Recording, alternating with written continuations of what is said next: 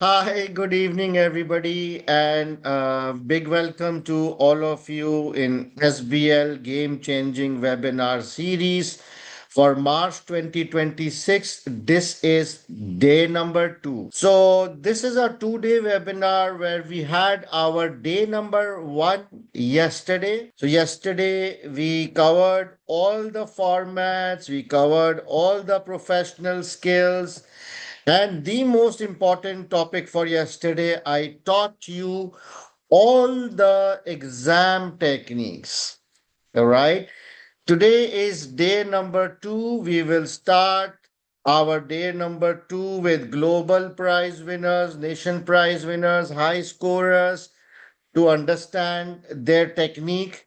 Then I will speak about technical articles, and then we will draft one question properly today so that whatever you learned yesterday, you are able to apply it hands on. Then I will share the list of important topics. And in the last, I will share the study plan for last 4 weeks for both my paid batch as well as self-study students. How to ask question, guys? Same as yesterday.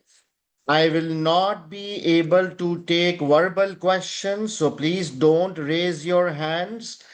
You can ask your question by typing in the chat box. Please keep in mind that only ask questions related to the slide or the topic under discussion. Okay. Any general or non-relevant questions I will take towards the end. Previous webinars, if you want, you can look at my previous webinars, but only if you want some extra practice, because in each webinar, I have solved one question. So if you want to do extra practices, you can go through this list and select your topic and then watch that webinar on YouTube. Those of you who are joining today for the first time, this is my personal WhatsApp number. You can save it. And if you have any questions, any doubts, you can directly reach out to me. Right. So let's start with today's thing. So my December result was quite good. A lot of students, they scored 70 plus. And this smart gentleman, Mr. Benson Abraham from India, he scored 80 marks in December. So it's always, it's my practice to, call one of the top scorers and understand from them what was their strategy. He is your fellow student, right? So listening directly from his mouth, what he did, how he scored so high marks, will give you some inspiration, some motivation, and some tips so that you can also score high marks. Right? So Benson, can I have you? Can you Yes, sir. unmute and uh, Sir, can do I you have open the video, sir? Sir, can I open the video also? Yes, please. Yes, please. Definitely. I Sir, want what if all. it's disabled? Okay, wait. I want everybody to see you, especially the all the young girls can see you. The eligible bachelor. Okay, try now. Sir, not yet, sir. Sir, it's not opening. Sir, Wait. written you cannot start your Wait, video. wait, wait, wait, wait, wait. Yeah, yeah, yeah. My mistake. Now it should work. Now it's working. All right. Let me spotlight you. Sir, Perfect. Benson, thank you so much for taking out the time for your fellow upcoming students. And again, congratulations to you for scoring such high marks. So, thank you, sir. Benson, I would like to understand your approach in two parts. The first part would be your preparation stage, and the second part is the actual examination. So let me kick off with the preparation stage. So, as you know, only 4 weeks are left for the current students. So, would you let us know what was your study plan during the last 4 weeks? Were you focusing on books? Were you focusing on topics? Were you focusing on drafting and mocks? How many hours you gave? But sorry, before that, I would like to understand, are you a working professional or a full-time student? As our full-time student. You are a full-time student. Okay. Okay. And did you give one paper or two paper in December? Sir, SBL was my only paper. One paper. So now you are qualified as well? Yeah, I have one more paper left, but I'm thinking of One more. focusing on my experience. I already did Okay, my got it. optional. So you gave one paper in December, which was a very good decision. All right. So let's just take us through your preparation study plan during the last 4 weeks. Sir, my main focus was on practice because if we focus too much on knowledge, we cannot execute it in the exam. Because the most important thing is exam technique. Like if we don't know how to lay out our thoughts in the exam, then we will most likely have cold feet. So we won't be able to complete the paper. So the most important thing is to know how to use the practice platform. So I practice as much as possible. Like you said about four. Like I try to practice as much as possible. At least a Very good. student should do all the mocks given by ACCA in the website. That is very important. Very good. Very good. So you focused more on drafting during the last 4 weeks. But how did you revise the topics? Like, how do you keep in mind? Because students say that they forget the topics. Sir, actually, you are not so helpful, especially that top 25 as well as the regular class lectures. Both were important because when Right. I was writing my exam, I recalled some of the topics, especially like what you said about repetitive topics, because one of them actually came in my exam. So it is very important to keep. If we forget, we should at least revise it on a weekly basis because we All cannot right. afford to So forget. understood. So you are saying that you are revising using my top 25 so that you don't forget the topics, but most of your time you were doing drafting practice on the CBE platform. Yeah, that was the main thing. And how many papers you did?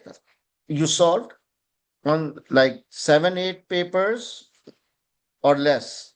All the 10 papers in that practice platform. Very good. Very good.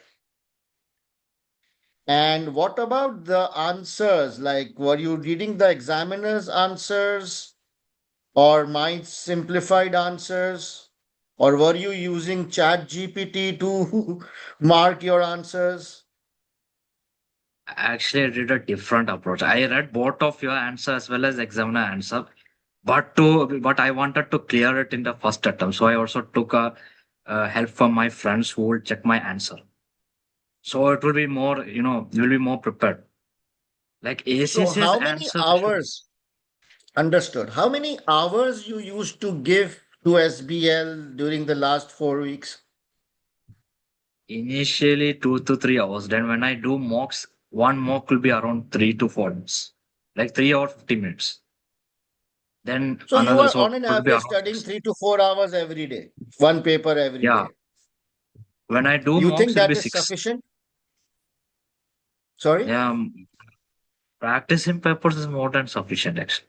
Practicing as well as revising. There's no need to do too much work in SBL You compared to see, other skills. a lot of students they have doubts because for their other subjects, this strategy has never been followed. So I just want you to confirm to them that if they study 4 or 5 hours every day and just focus on 8 or 10 papers, it's more than sufficient to score high marks Yeah, for that is SBL. enough. Like For a working student, at least they should do one mock like when they are free, so that at least they will get at least 7, 8 done. So one mock at least it will only take like three to 3.5 hours. That's the Yes, main and work. and the important thing is that you are a full-time student. So a lot of students think that we have no working experience. How can we prepare in short time? Is that possible? If we are determined, we can prepare. But my suggestion is to start early. Like how you do with your classes, you start early. You don't wait till Feb to start. Okay, Same all way we have right. to start. Okay, good, very good. So now let me move to the second part of the question that is about the exam itself, the real exam day. So if I ask you, uh, what are the top two things in your view which made you score 80 marks? What did you do differently, or what are those one or two top reasons for scoring high marks? There are many reasons. First thing is to know how to write.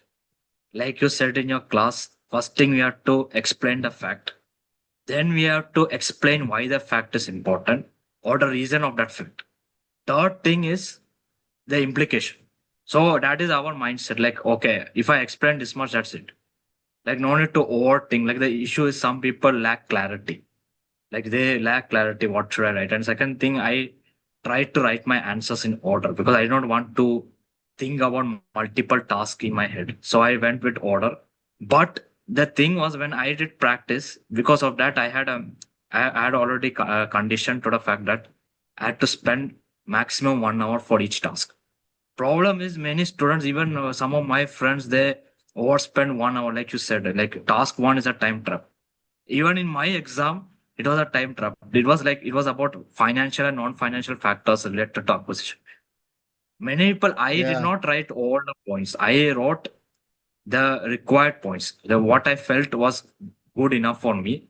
Then I moved on. I could have written more, but I felt that for me, completing the paper was the main priority. That is what I kept in my mind. So you were able to complete the paper, right? Almost 99%. Like the timer stopped when I almost wrote the last sentence of the slide. Rest all I have written as much as possible. You know, some students in December, they were able to finish 20-25 minutes before the time. Does it surprise you? I have no idea. Like some people have written very less, and when they checked the result, they were like, "My suggestion is to write some level of depth in the answer so that we are safe." Like, and other thing is planning because some people they just write what they think. Like for me, I took time to read the answer question, then extract the requirement from the question. Like you said, how we should draft and create headings and submit, especially in the mock you mentioned that I did not use headings. So I used that tactic. So planning, I invested my time, and that's the reason I was able to generate more marks from my paper. So that's why I think some people they don't invest time in planning. If they could have planned, they would have improved their marks. Maybe they I could have even got agree. a rank. Interesting. I liked one thing you mentioned, that you gave 1 hour to each question. That is also a very simplified strategy.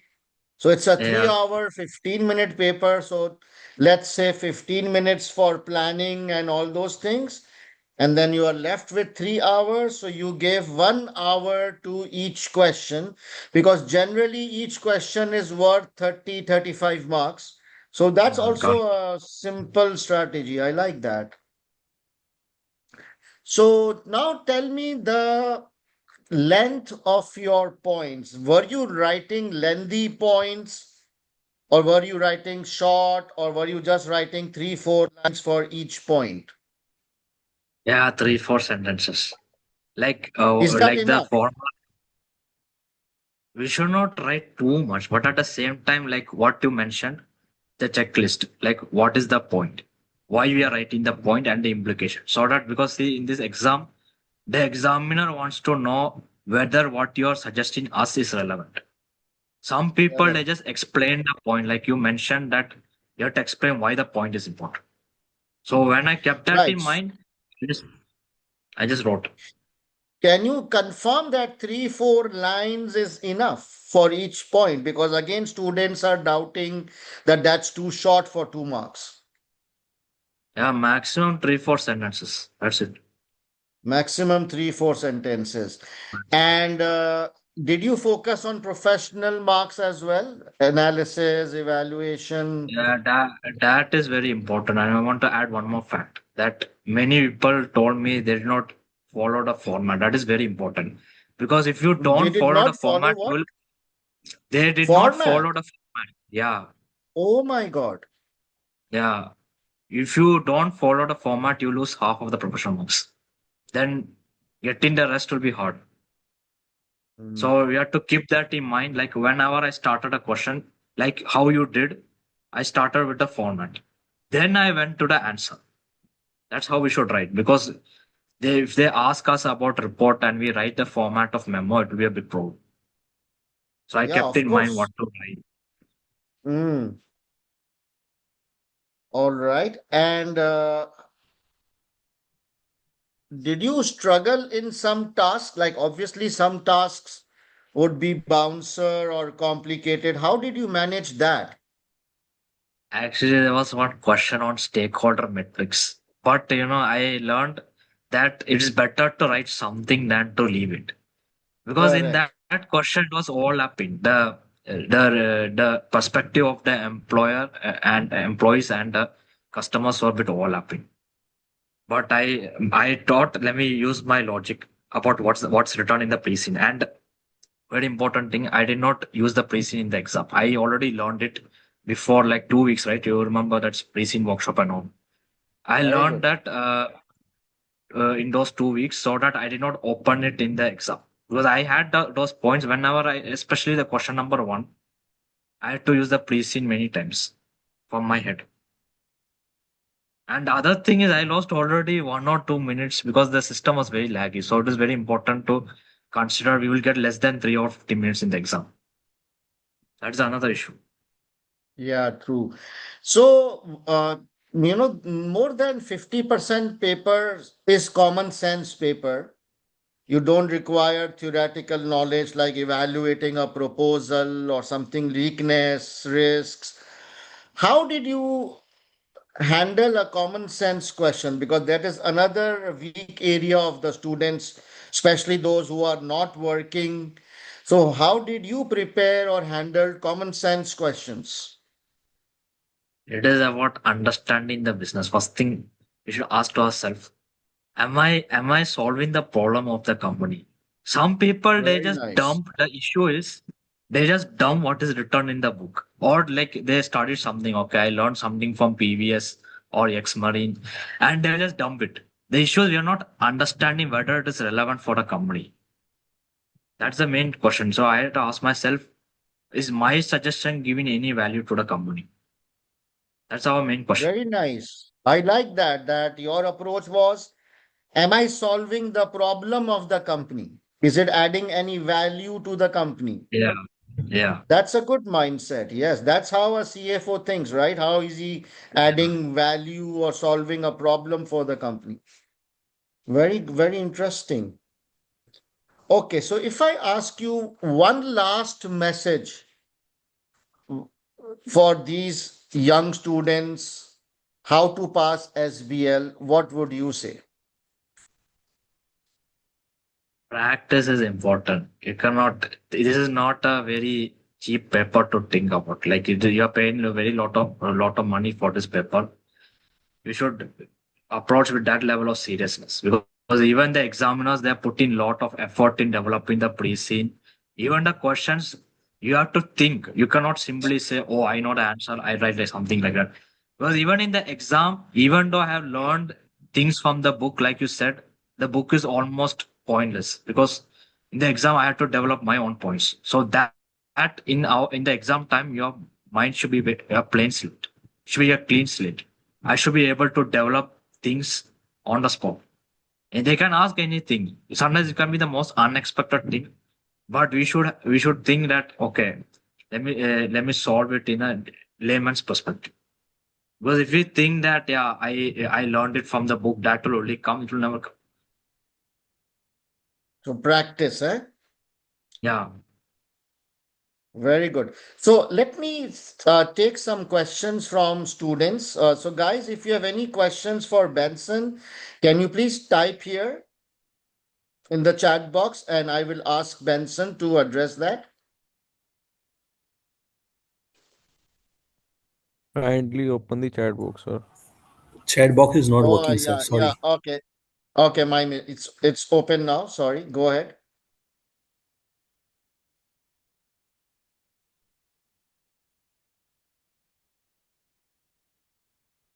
How much usage of models?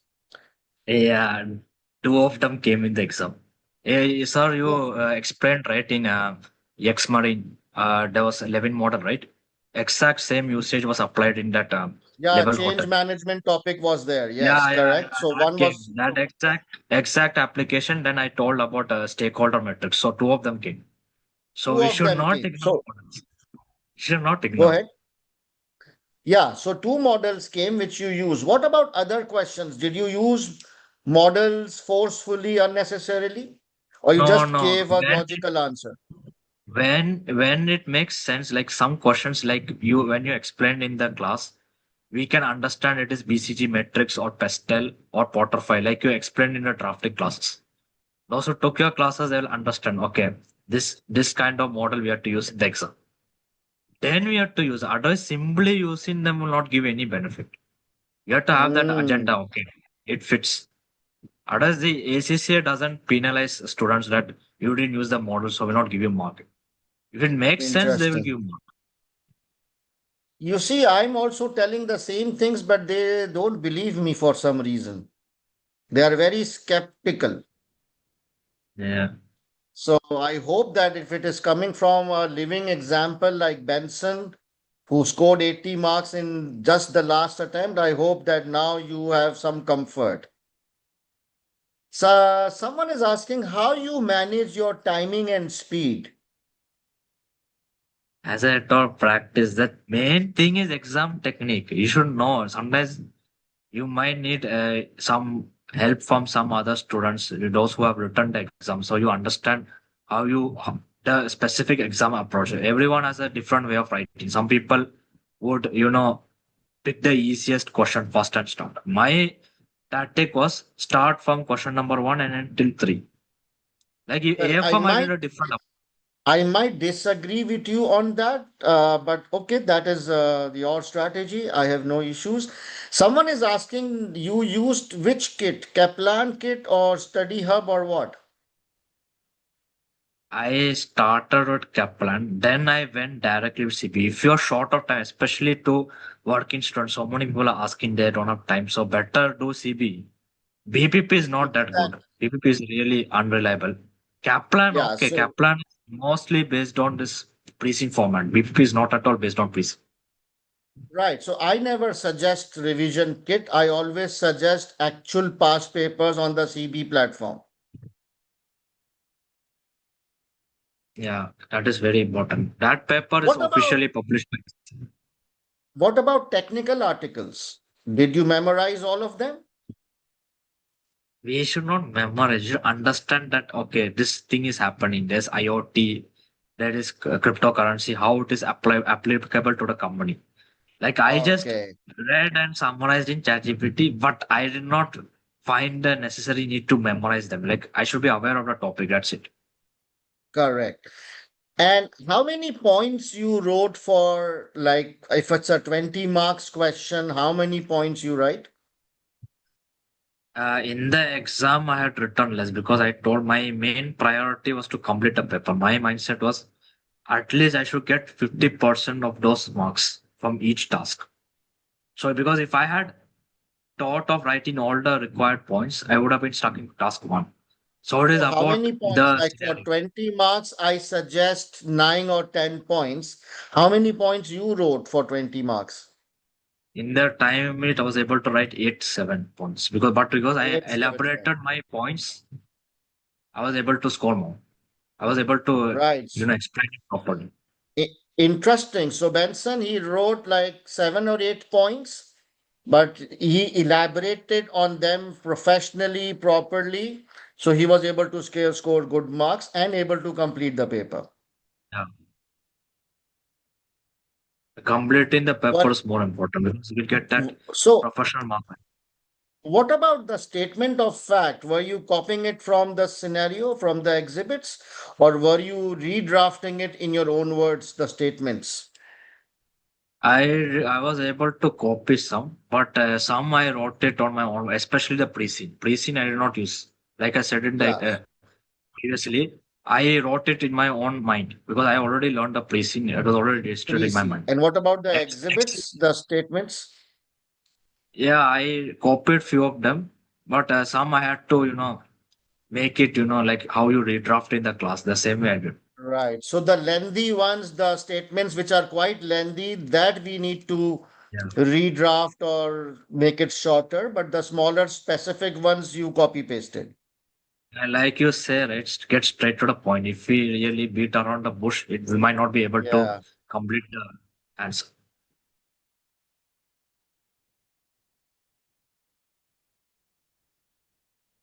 Did you use the study hub? No, I did not use at all. I never used. Good. I never opened it. Git I opened, but I don't recommend study hub because already what sir is saying is papers are enough. That is the main building pattern. If you are not having the exam technique, you cannot pass the exam. Learning from study hub will not help. Learning alone from them only. Did you kind of read business news and what's happening globally? I am not up to date to those things. Like my main, like I have some awareness about the business environment and that at that time because I was studying since Yeah, but you are not reading business papers, business magazines no, I am not actively. reading those. No. Some of these students are going overboard. Like I said, it is an exam technique paper. If you have a good exam technique, definitely you'll pass. The problem is people are thinking this is an English exam. They can just copy from the exhibit and just write what they think is the right answer. But you should know what the examiner's thinking. Examiner's thinking as a director's perspective. If I as a Right. consultant say something like, "Oh yeah, this is happening, that is happening," they will say, "We already know it. We are giving you the information. We gave you the pre-scene. We gave you the sometimes exhibit doesn't have any information." I remember in my exam there was one question. I want to mention there was one question. They gave the list of risk in the spreadsheet, like 2 3 risks. They didn't say anything else. They just said in the question how to address those risks. So I Yeah, did not know what to actually write. Then I recollected sir's lecture on, especially one of the risk was culture risk. So you mentioned in one lecture, right, how to deal with cultural changes. So I wrote paraphrase bit of that. Same thing about that IT change, like you mentioned in your regular lecture about that IT change, that parallel changeover, direct changeover. So that one I also applied. So it is about, it is about having that exam technique and Mm, also the required knowledge. okay, one last question, Benson. How did you keep track of your time? Like, is there there is no clock, right? There's a reverse clock on your screen. So how did you actually keep track of your time? When to move on to the next question? Is there any simple technique? First thing you have to, when you are doing the exam, like I'm talking about mock exam, use that Microsoft clock instead of using the watch. Now in the exam, you cannot bring watch. You are not allowed to bring watch. So don't think that I will look. Some people have the habit, they will look for a clock. That will again waste time. And what if the invigilator will think otherwise? So my practice was to do that. So in the actual exam, and other thing you have to know, the clock runs backwards. So I should study the clock in advance. Okay, after 1 hour, this will be the time. After 1 hour, the clock will be in this time. So I should know, like, if I just need to minus one, and once that reaches, I know that I am dead. If I continue, I'll definitely fail the paper. So I'll jump onto that. That is what happened in task one. Task one, that's why I did not write minimum number of points. But my focus was to complete the paper. I always say that more, if you complete the paper, your chance of passing is higher. Because if you complete the requirement, you get at least 1 or 2 professional marks. That is very important. If I don't complete, like you said, many students they don't complete task three and they will say why they fail.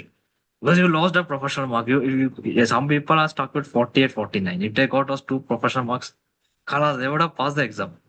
They would have saved True. that attempt. Okay, all right, guys. So, Benson, thank you once again on behalf of every student who is watching this webinar and taking out a time on Sunday to guide them and share your experience. And once again, big congrats to you. Thank you, sir. All right. So now you can sign off and enjoy your weekend. Yes, sir. All right. Thanks. Take care. Bye.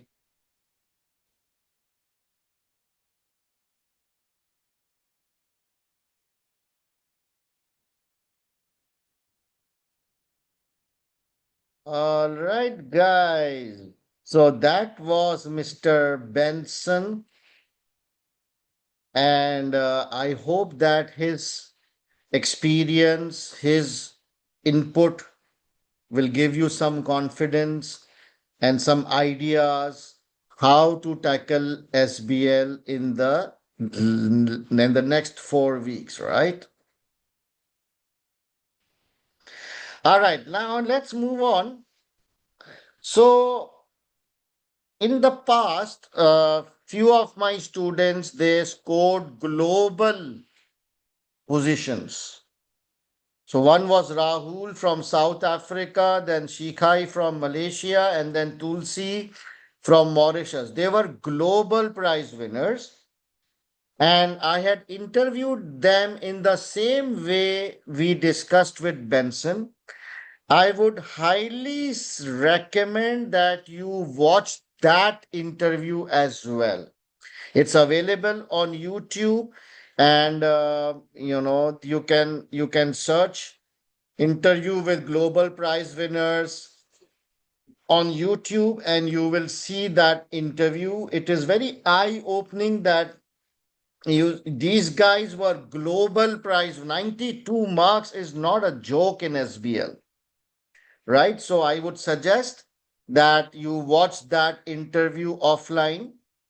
But from that interview, I have picked up the key messages from those interviews so all of them, this list is based on all those three global prize winners, that all of them, they said that during the last 4 weeks, focus on revising important topics only and not the entire syllabus. This is not me. These are the global prize winners who are saying give at least 4 to 5 hours each day, either in one sitting or multiple sitting. That's very important, or that's very interesting, that all out, I think all of them were working students. So what they used to do, they used to give 2 hours in the morning before they went to work, like they get up early, and then 2 or 3 hours in the evening after returning from work. So it doesn't matter. You can do it in 2 batches, but you have to give 4 to 5 hours every day, guys. Only last 4 weeks effort is required. Then they said they focus 20% on theory and 80% on practice. Like they just revised the top 25, but they spent 80% on their time on CB practice. They did 8 to 10 case studies from the CB platform, including 5 time-based mocks. Then they said, don't read examiner answer. It is for educational purpose, not practical under exam conditions, right? So you should just read them for educational purposes, but those answers are not realistic under exam conditions. So don't get carried away. And all of them said that don't use the book or the kit or the study hub. You can watch their interviews. And during the exam, they said that attempt easy question first, rigorous focus on time management. Technical knowledge is not important. Application is main focus. Professional language. Use information from the scenario. Think like a CFO. And writing 2 to 3 liner pointers, no elaborative discussions. Even the student who scored highest mark in September, if you go through all these interviews, you will see all these common things, which proves that this strategy is quite effective if you follow it properly. All right. So this is the link of the interviews, my interviews with the global prize winners. It's on YouTube and you can search for it. It's maximum 1 hour interview. So just go through it, huh? Now, technical articles. So there is no new technical article since last 1 year. So for SBL, there is no new technical article.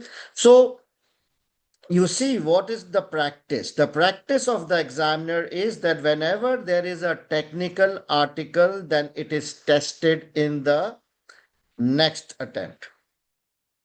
So there is no new technical article. All the previous technical articles are already tested and it is part of your normal topic now. In case if a new article is published between now and your exam, then I will cover it separately through another webinar. All right. So the bottom line message is ignore the technical articles. Don't waste your time. Focus on revising top 25 and then drafting practice. Okay.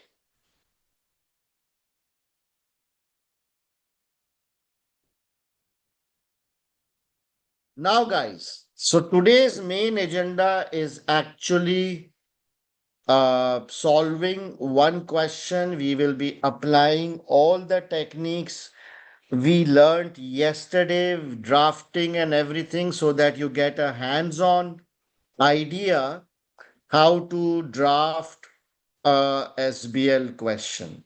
So those of you who are already enrolled with me, you are familiar with this technique, right? But those of you who are joining the research revision batch or self-study students, please learn from this segment. All right, so the paper which I have selected for today is March June 2024 called PVS. Please open up your CBE platform.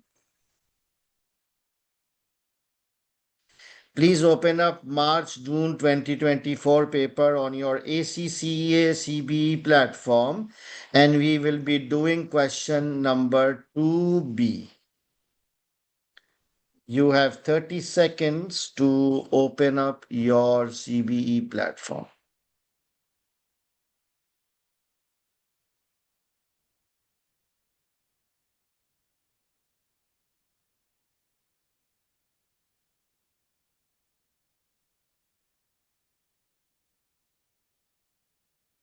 You see, it's very important to do practice directly on the CB platform.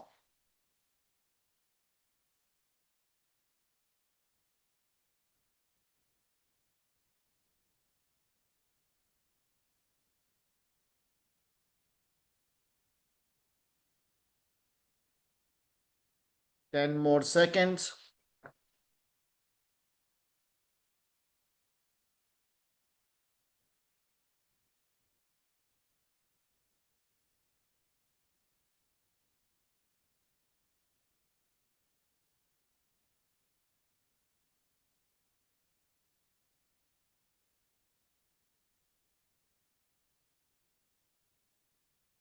Once I will share it tonight.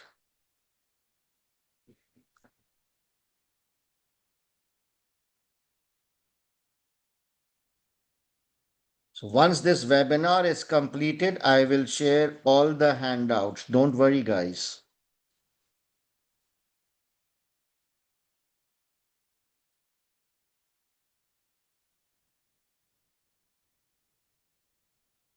All right, so let's look at the landing page. It says PVS provides pet vet services in Ireland. You are an external consultant appointed to support blah blah blah, and it is currently June X4. So our role is external consultant, and the date which we will use in our format is June X4. Four exhibits have been given: board meeting, article, draft job description, and internal audit report. Please go to task number 2. Open up task number 2B.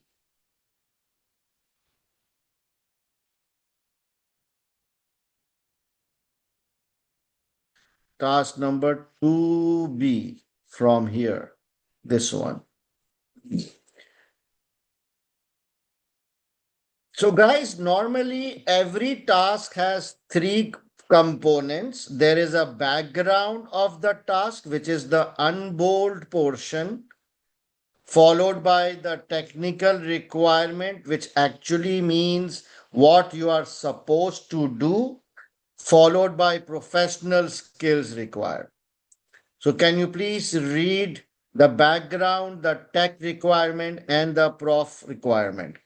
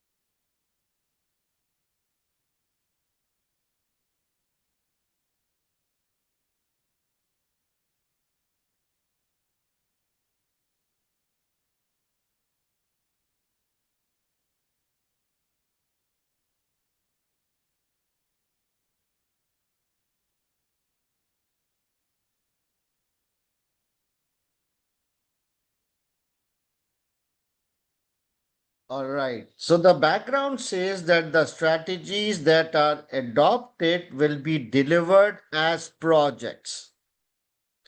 A junior human resource assistant has drafted a job description for a project manager who will be needed to support the projects. The HR director has asked you to review the draft job description. Required. Prepare an email for the HR director, which critically evaluates the project manager job description that the junior human resource assistant has drafted. Critically evaluate the project manager job description. Is the technical requirement straightforward? Do you understand the technical requirement? You have to critically evaluate the draft job description of a project manager, prepared by some junior assistant. I think it's straightforward.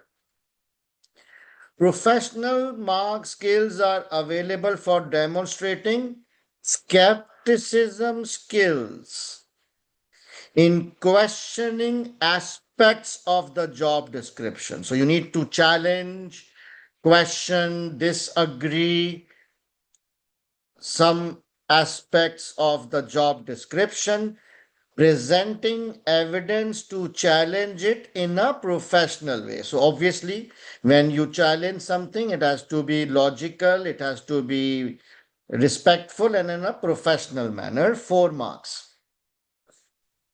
Is task number 2 be clear to all of you? Yes or no? It's a very straightforward task, nothing complicated, straightforward requirement. Okay. What's the total marks? Total marks 18. 14 plus 4, 18. Ideal number of points 18 divided by 2, 9 points or 9 paragraphs. And minimum number of points, ideal minus 1, so 8 minimum points. Clear? Subject to time management and speed. Try to give at least 8 points, ideally 9 points. Straightforward, right? Is there any format required? Email, yes. So you remember yesterday I showed you the format of an email. On the top, we will write email to, from, subject, date, introduction paragraph, then the body of your answer, and then the closure. So before we actually start, how many of you do not know the meaning of job description? Write me. How many of you do not know the meaning of job description of a project manager? Write me. Job description means what? Do you know that, right? Please, Shan, Shoaib, Ahmad, try to guess from the name. Job description.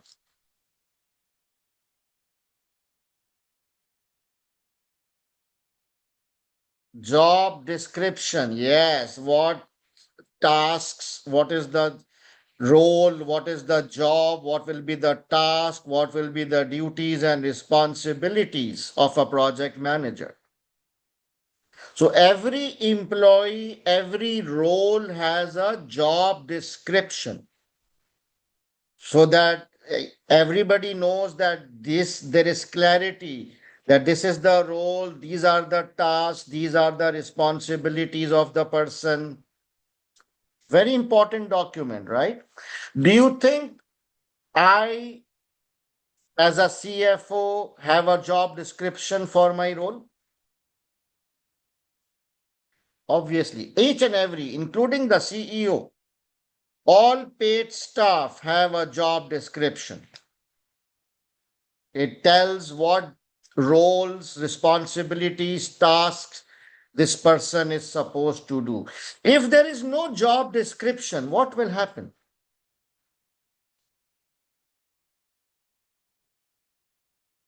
If there is no job description, what will happen? It will be all chaos, right? Nobody knows what they are supposed to do, confusion, overlapping, some task will be missed. Yeah. No accountability, no responsibility, no performance appraisal or reviews. Okay. The second important thing is project manager. So again, you need to be familiar with the topic of project management and what are the roles of a project manager. So can you tell me in one sentence, what is the role of a project manager? Very good one. What is the key role of a project manager? One sentence. Managing the project. He is the person who will plan, execute the project. He will manage the project from end to end. Clear? Okay, so now we know the requirements. We know that we should write at least 8 points, ideally 9 points, subject to time availability. Now we will first make the format. As Benson said, focus on the format. He said that he used to make the format before he read the exhibit. So you have 1 minute. Please make the format on your Word CBE document. Your time starts now.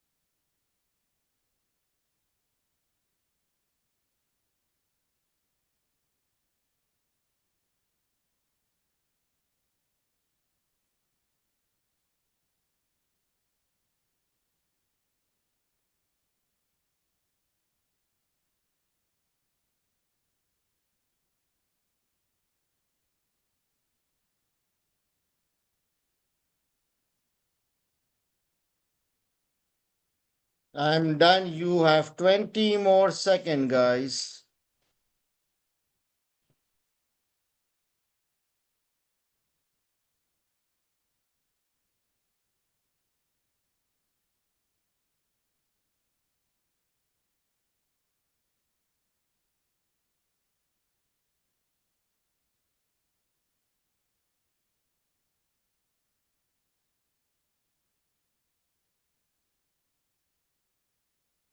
Okay, Talha. Okay, Hassan Ali. Once, no need.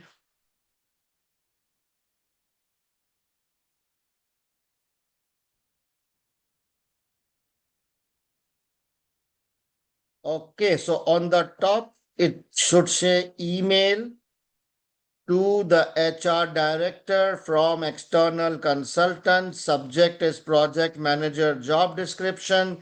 You can write job description, you can write critical evaluation of job description, anything which tells the reader what this email is about. Date is straightforward June 20x4. Then the opening sentence, this email, and then I straightforward copy pasted this from the requirement. And then towards the end, there is the closure, best regards, external consultant. Any questions relating to the format? When you practice properly, ideally, it will take 1 minute. That's it. Okay. Now is the time to identify the exhibit. So can you guess from the name which exhibit will be applicable? Which exhibit? I think exhibit 3 says draft job description. So obviously, but I cannot trust you guys, right? So I have to ask. All right. So It says job title, reporting to, overview, responsibility, skills and experience. All right, you have 3 minutes to read this exhibit. Time starts now. And if you see any error, any stupid thing, any, weird thing, any mistake, just shade it and then we will discuss. You have 3 minutes. Time starts now.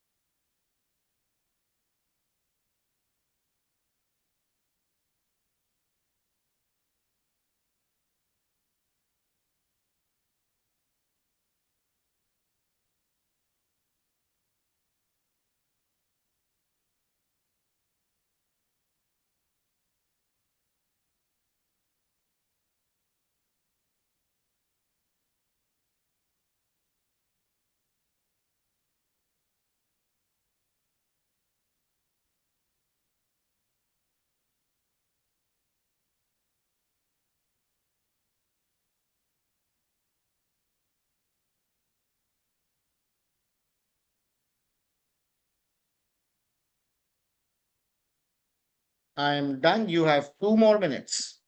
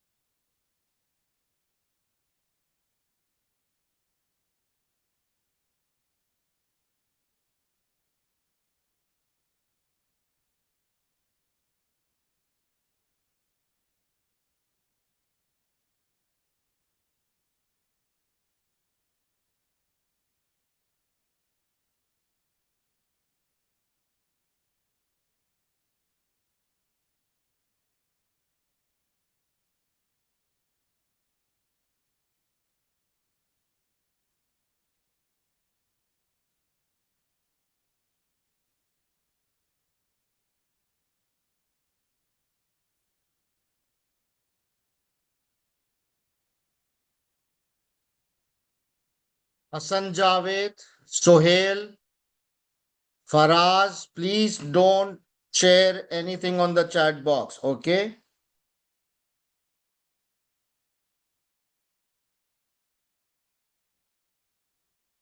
Jen, you do not write anything unless I say so.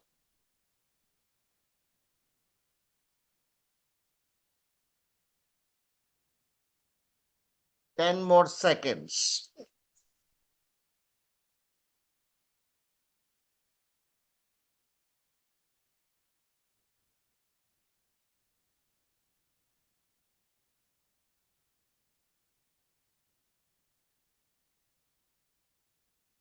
Once I will block you out. Guys, if you start writing comments unnecessarily, I will block you. Last warning, guys.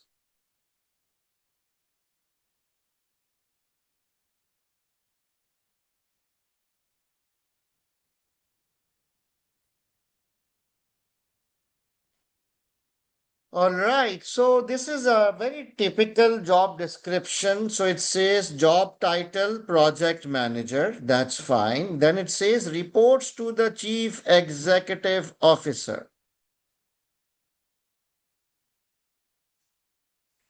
So normally, do you understand the hierarchy of project management?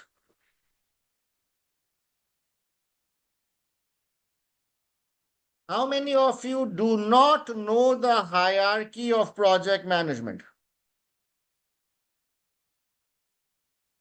So this will come from the syllabus, the topic knowledge, the theoretical knowledge. Okay, so let me just explain the hierarchy of project management. So on the top is the board of on the top is the board of directors. They are obviously they will approve the project, right? So on the top is the board. Then there will be a guy called project sponsor. Underneath the board, the next person is project sponsor.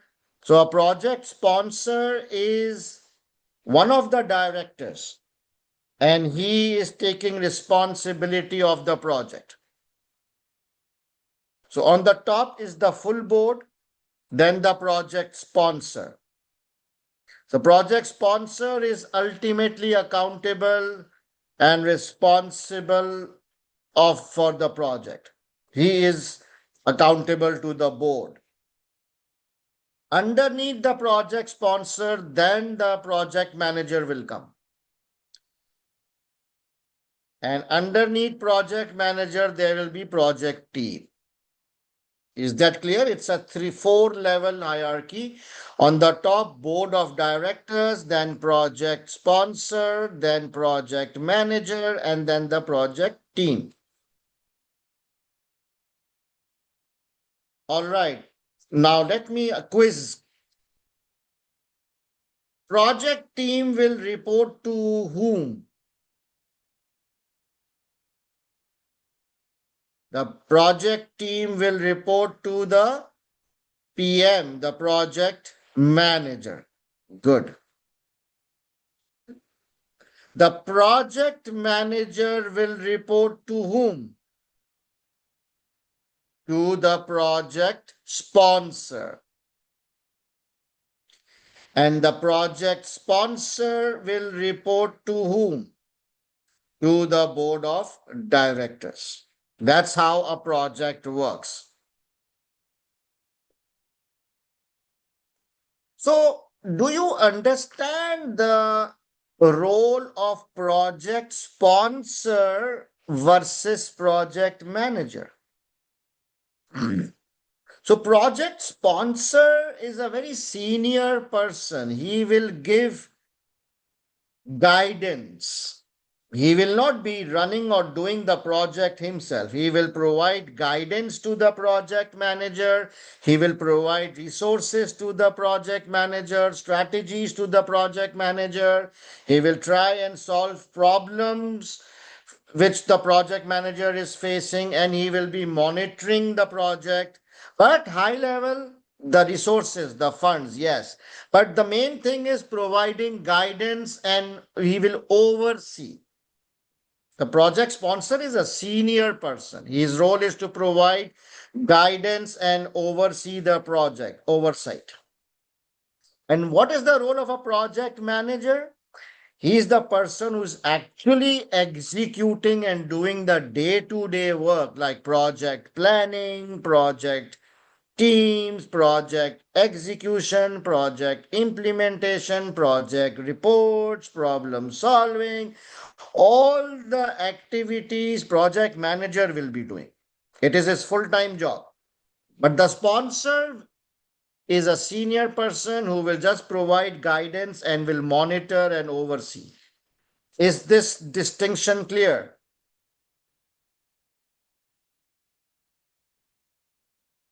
Okay, so with this background knowledge in mind, It says the project manager will report to chief executive officer.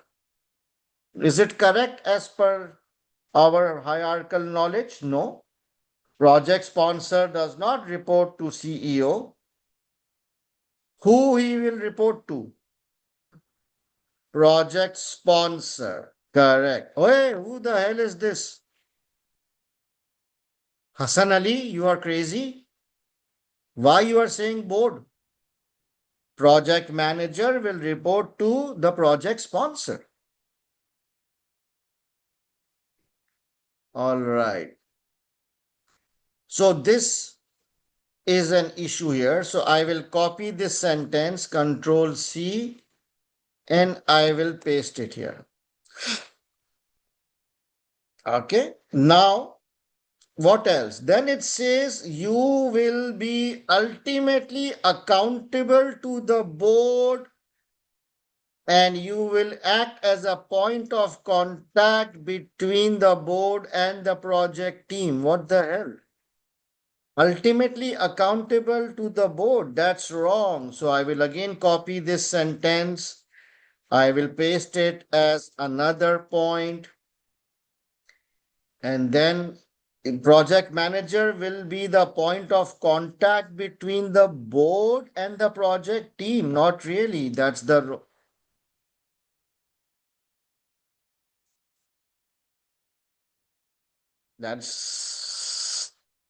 whose role is that? Sponsor, right?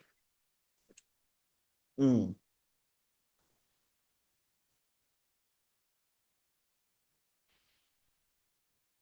Okay. Then what else?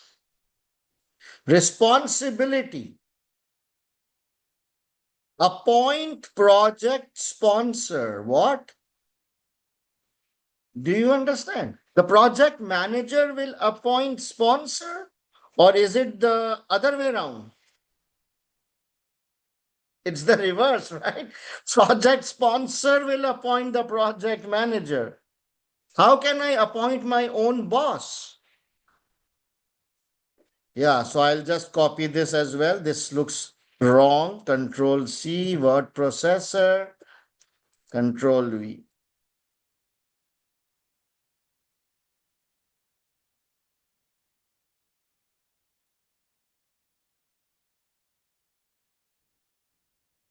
You will be expected to work unpaid overtime, including this and this. Is that a good sentence?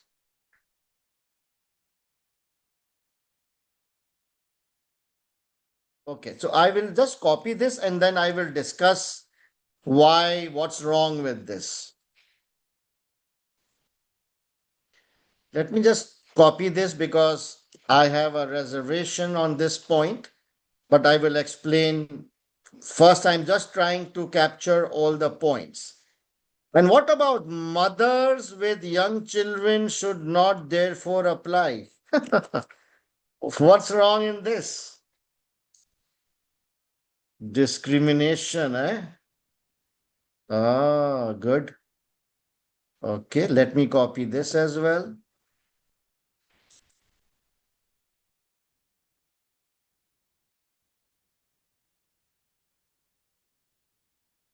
Who are able to share details about the competitive advantage of our rivals. Do you understand this sentence? That's unethical. Yeah.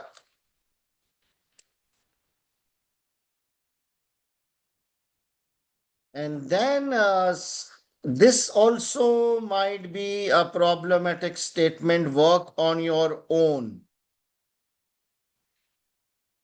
I'm plus minus on this, but okay, let's on your own. Let me copy this.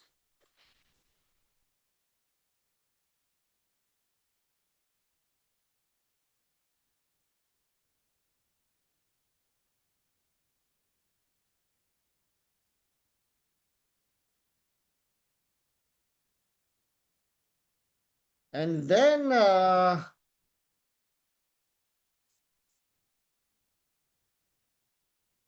There is something missing from skill and experience. Experience is there, skill is there. There's something missing here. Can you guess what? Qualification. Yes. Qualification is missing. So it talks about the skills, fine. Experience, fine. But what about qualification? Yeah. So I just copied this line, skills and experience. Done. All right. So I have identified 1, 2, 3, 4, 5, 6, 7, 8 points. Any other point which I might have missed, guys?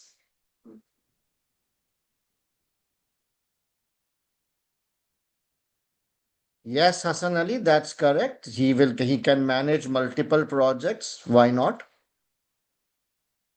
Team management quality, I think it's mentioned somewhere.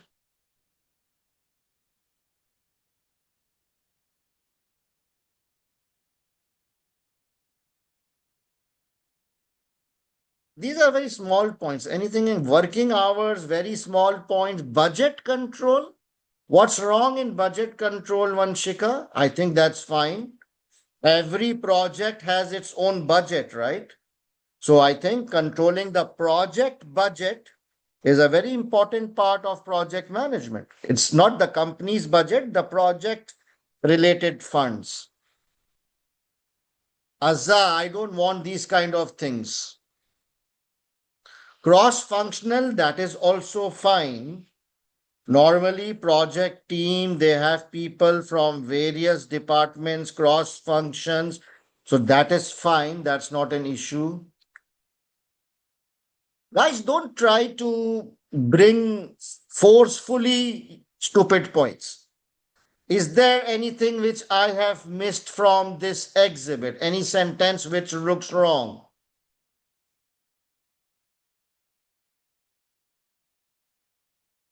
Competitive salary is mentioned, that we will be offering competitive salary. Identifying risk, Sahar. So, yeah, I was expecting that his identifying and manage risks. Again, this is relating to project management. Okay. So I'm fine with this because all the risks relating to project management is the responsibility of the project manager. This is not talking about company risk or enterprise management risk. Okay, enough. All right.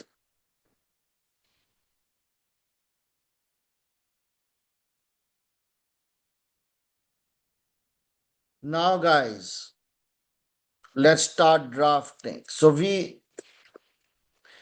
these points which I have copy pasted, these are called statement of fact, right? That we have exactly picked up from the exhibit. These are the facts given to us in the scenario. So the first one says reports to chief executive. So you need to just edit it slightly. The project manager will report to chief executive officer. Now, what's your thoughts on that? How will you explain this point to the HR director? Is that correct? Is that incorrect? Do you agree? Do you disagree? Is it appropriate? Is it not appropriate? Yeah, so I think I disagree with this. Hannah? Remember skepticism skills that you have to challenge, disagree.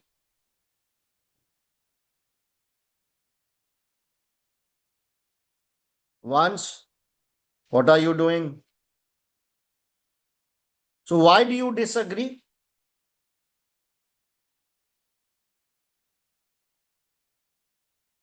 Why do you disagree?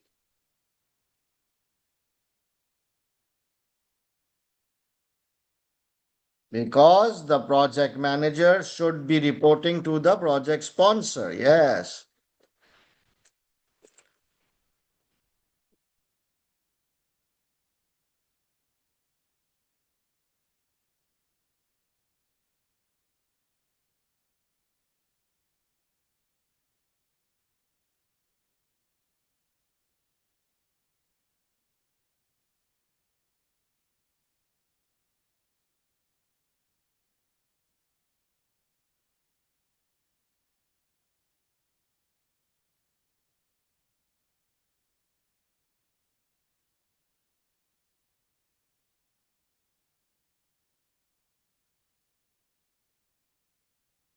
Is that okay? Plain and simple English. This is how I will talk to my HR director. I will say that this reporting is incorrect, as the project manager should be reporting to the project sponsor, as the sponsor will be overseeing the project.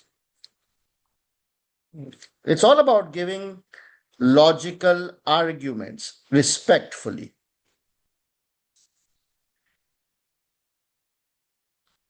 Okay.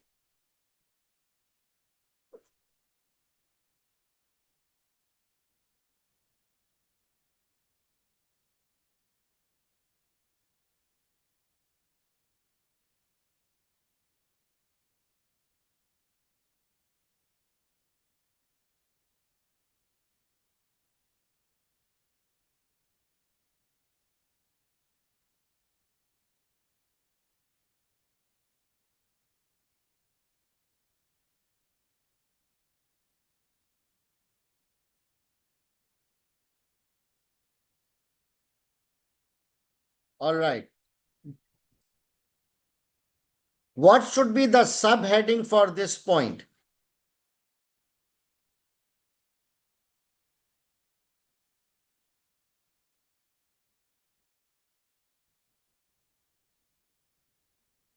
Simple.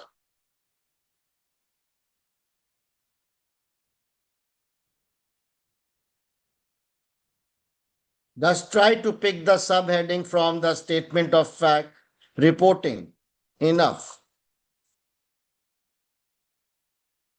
Reporting line or reporting clear? Reporting line. That's it. The gist of your point should be there, what you're going to talk about. So this point is about the reporting line. All right, guys, any questions? Are you clear on how to draft? You pick up a statement of fact and then you explain your point, your thoughts, and that's about it.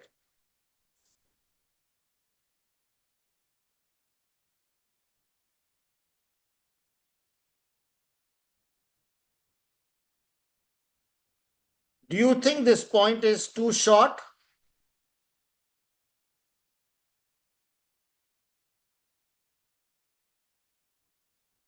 All right, so sometimes some points will be a bit short and sometimes some points will be a bit long. So overall, it will balance out, right?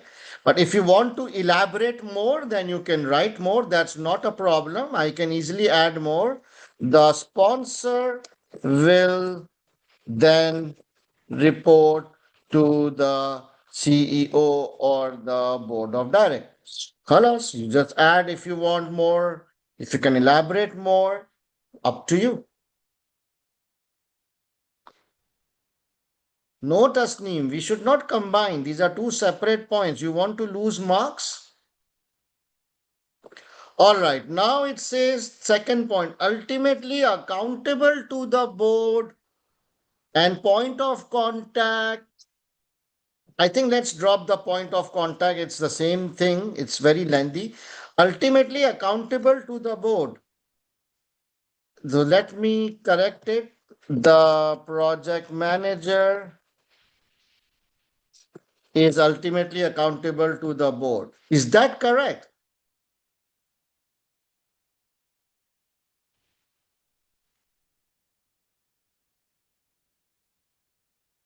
Why? Please draft your answer.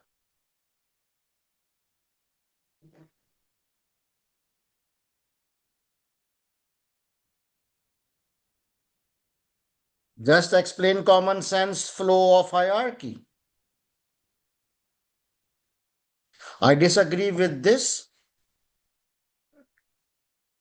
As the project manager is accountable to the project, to the sponsor, and the sponsor is ultimately accountable to the board of directors.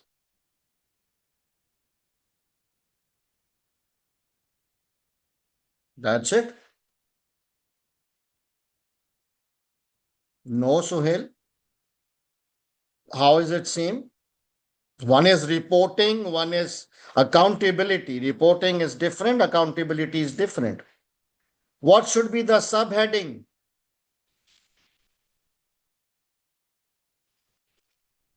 Accountability. This point talks about accountability. Good.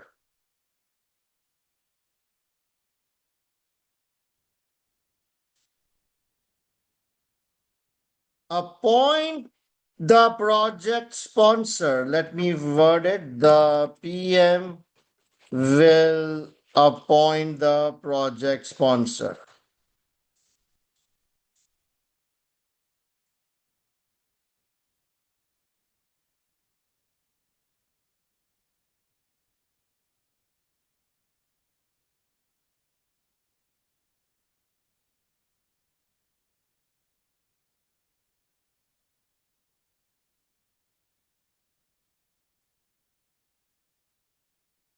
Come on, guys, let me know who will appoint who. Why is this not correct?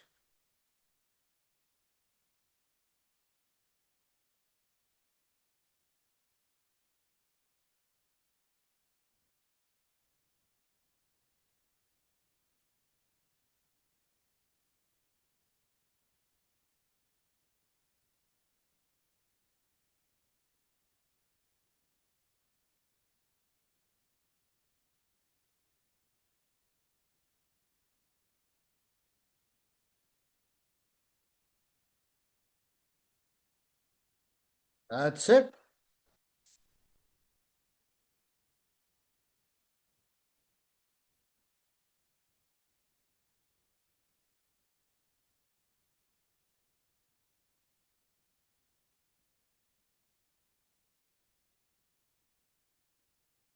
Maybe I would elaborate.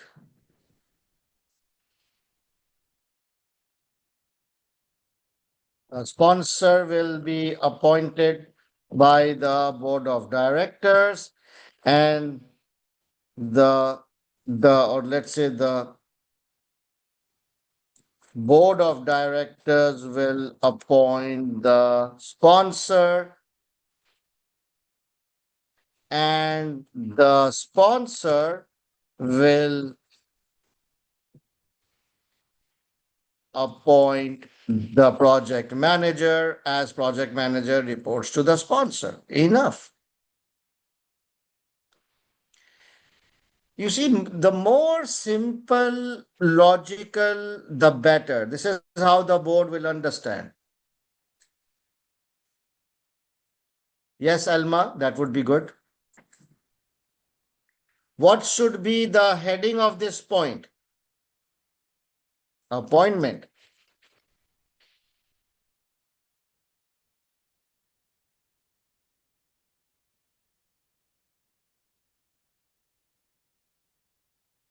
Elma, don't add anything extra unless you have extra time. It all depends on time.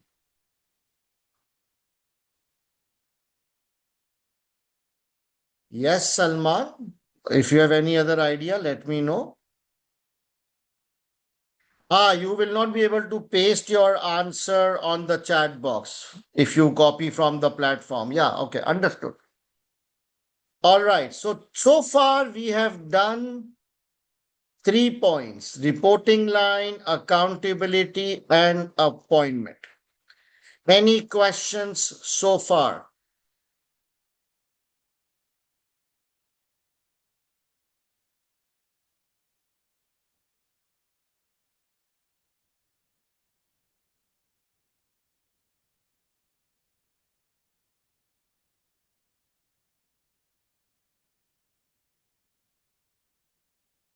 Any questions on these 3 points? Azza, again, you are doing the same thing. If have I done anything? If I have not done, then no need. Aryan, it's not PID, it's a job description. And you can mention, but it's not part of the requirement.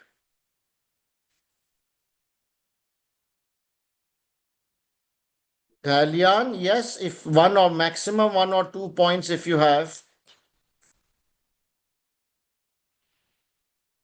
Okay.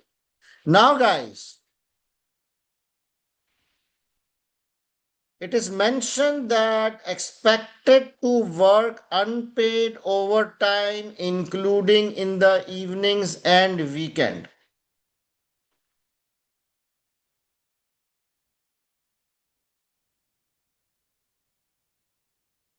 What's wrong in this? Any idea? Expected to work unpaid overtime, including evenings and weekend. It's a bit subjective, right? So I think the reality is this, right? The reality is that people are expected to sit late and work on weekends. That's the corporate reality. But do we have to mention all this? Doesn't it sound a bit negative on the company's environment? Do you think this can demotivate the candidates? So I think, again, I would say the reality, this is a fact, but some things are either not mentioned or they are mentioned in a positive sense, right? So the way it is worded, it reflects, it will give a negative image of the company and it will demotivate the candidates and reputation. Yes, correct. Right. So please now draft something on this.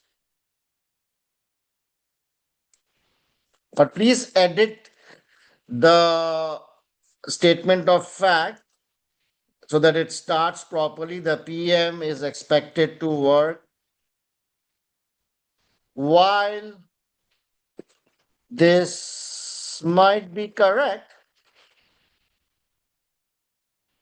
Such sentences will create a negative image of the company and will demotivate the candidates.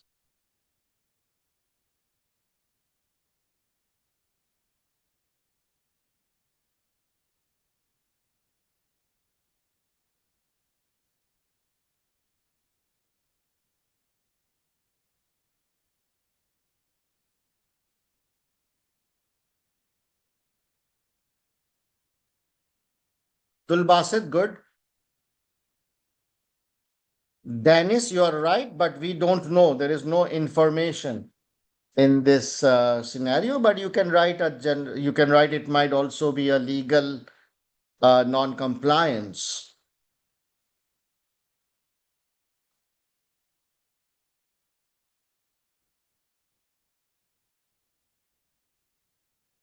Good, guys. I like your drafting.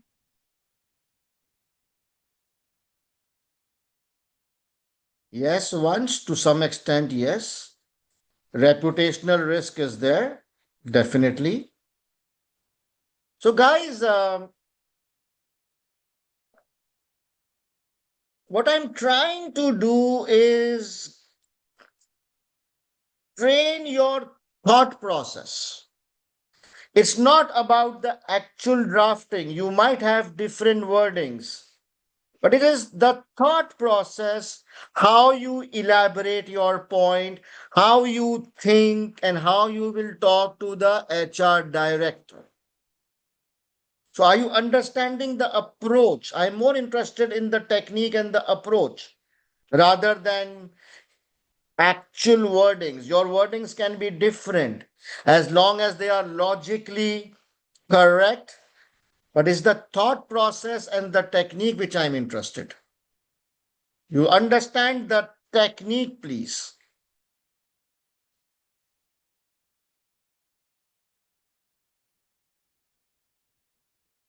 Someone said that instead of writing company, can we mention the name of the company? Yes, that's a good suggestion.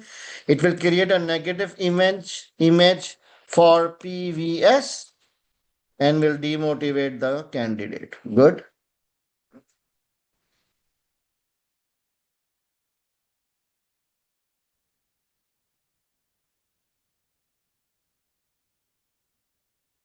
Now again, the next, oh, what should be the heading for this point?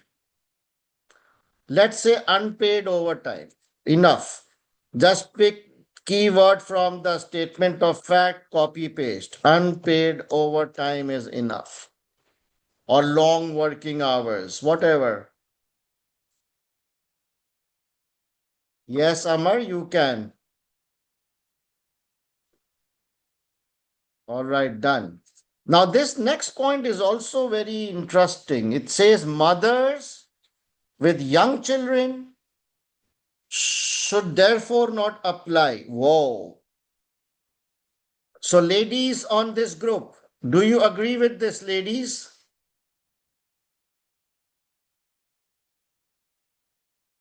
No? My wife would agree. It depends on person to person, right? But this kind of sentences like mothers with young children, no way. This is gender discrimination. This is gender discrimination. Never seen as a good thing. It, if we start writing like this, it will affect our reputation. It will demotivate other female staff. It shows lack of equality, all these fancy words, yeah? Equal opportunity, all those fancy things. Yes. Shahzad Rasool, I don't want ifs and buts. Focus on the case.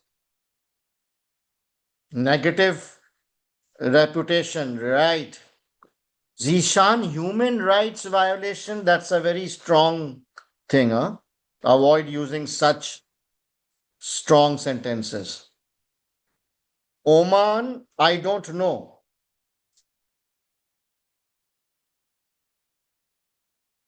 Fines to the company, I don't know. These are all your assumptions, right? Penalty, I don't know. Do you know?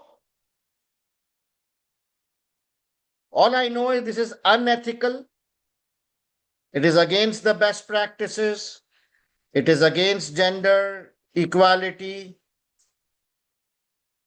Biasness, yes. Just stick with the general words. Don't go overboard like penalties and legal compliance. We don't know what are the laws in this country, right? All right, please draft now. I completely disagree. Remember,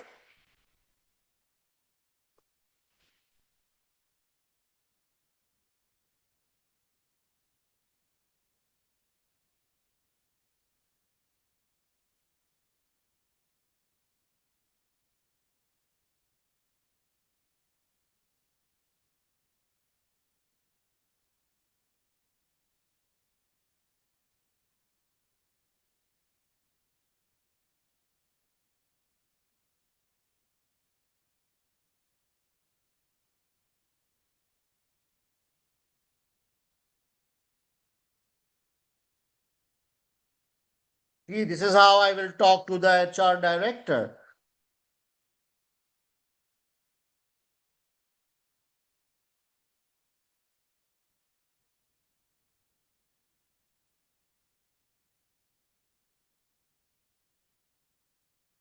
Hassan, where is your skepticism?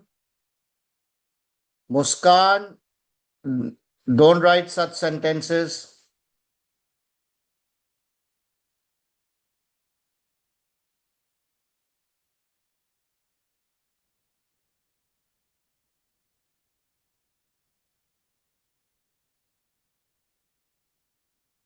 Son, I don't know. It's less chances.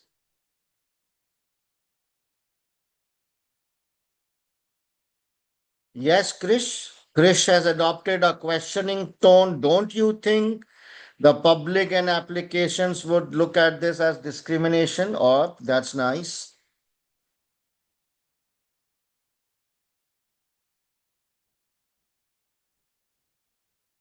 Jishan, it is creating gender biasness.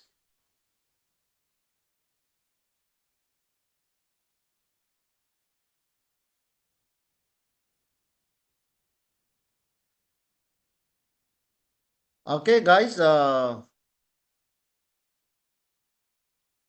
Guys, please can you avoid pasting your message again and again? I'm watching all the comments. I'm deliberately not answering some of them, but please avoid pasting again and again. Huh?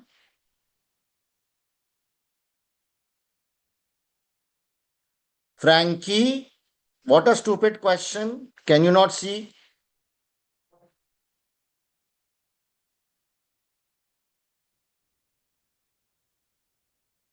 So, what should be the subheading for this?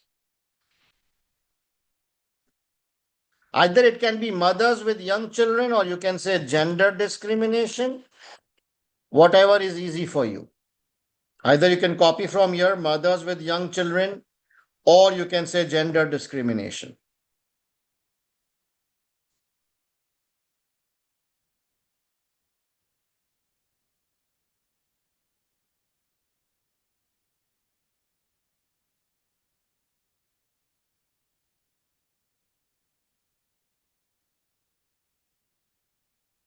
Ah, wait, wait. Let me check the pre-scene.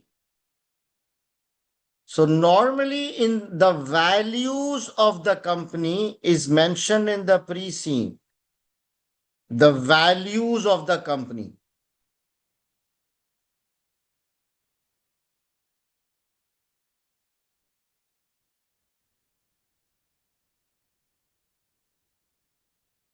Nothing in the value about discrimination. Okay. So if there is a value which talks about equality and no discrimination, then I will quote that as well in my answer. It is against company's values. Do you understand the approach? So these things are normally part of the values. So if there is any uh, contradiction with the values, point that out. You will get extra mark.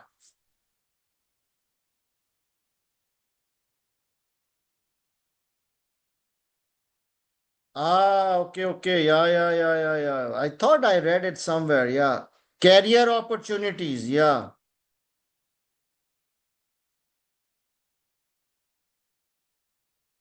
Ah, we have clear strategies to ensure fair pay, fair treatment, stamp out discrimination. Good. Yeah, it's mentioned in the pre-scene. Should we add this that this is against the uh, company strategies for career opportunities? है ना? Nice. Thank you. I remembered, but I was not able to spot it. I will just add this is also against the against PVS career opportunity statement, which stamps out any discrimination. Khalas.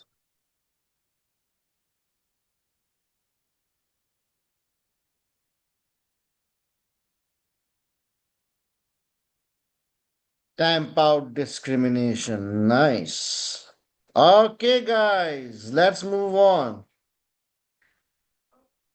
The PM should be able to share details about competitive advantage of our rivals. Wow. Wow.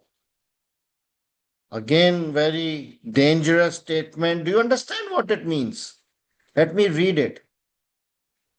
It says, we particularly welcome applications from candidates who have held similar roles at our competitors and who are able to share details about the competitive advantage of our rivals. So we are telling them that, once you join us, you will have to share the competitors. Is that ethical? I think that's very unethical. It is a breach of code of conduct and confidentiality.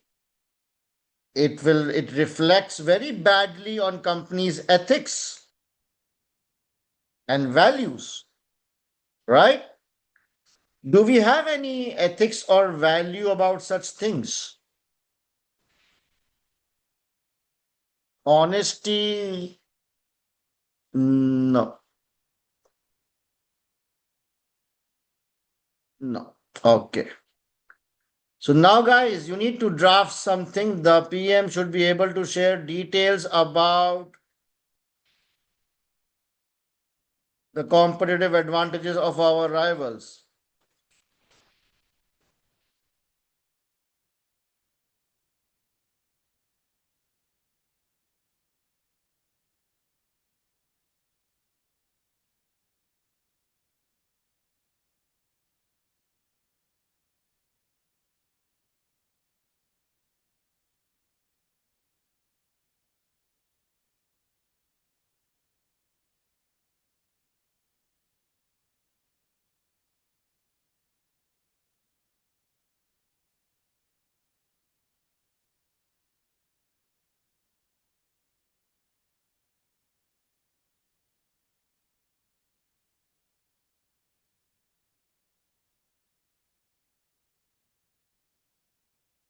You can write anything. Maybe Sohail, yeah. Indirectly, yes. What I want to see is the word unethical. That is the key word.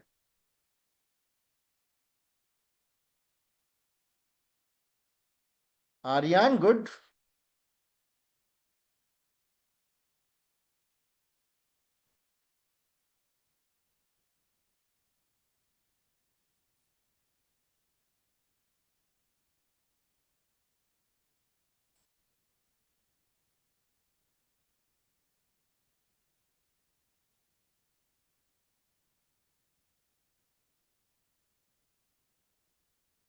What should be the subheading? Share details of competitors.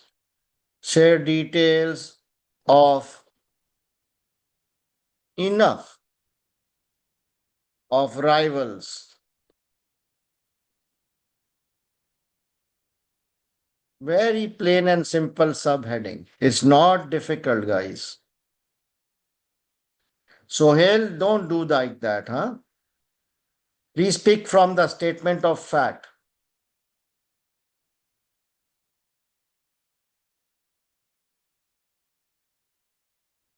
Sumya, PVS is better. Sometime use PVS, sometime use the company. Mix of both. Khalifa, where is your statement of fact? All right. Now let's do this one first. Skills and experience. So the job description mentions skills and experience. What is missing? The job description mentioned the skills and experience. What is missing? Qualification. So what will be your statement of fact? You will say no qualification, or you can say the JD mentions skills and experience only. Qualification is missing. Now, can you elaborate? Why do we need qualification? Is it important? If yes, then why? SBL is all about why, giving your logic. Why do you think qualification should also be mentioned?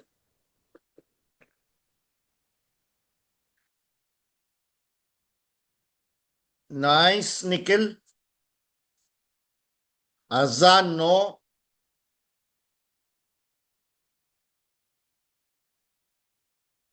Think, guys.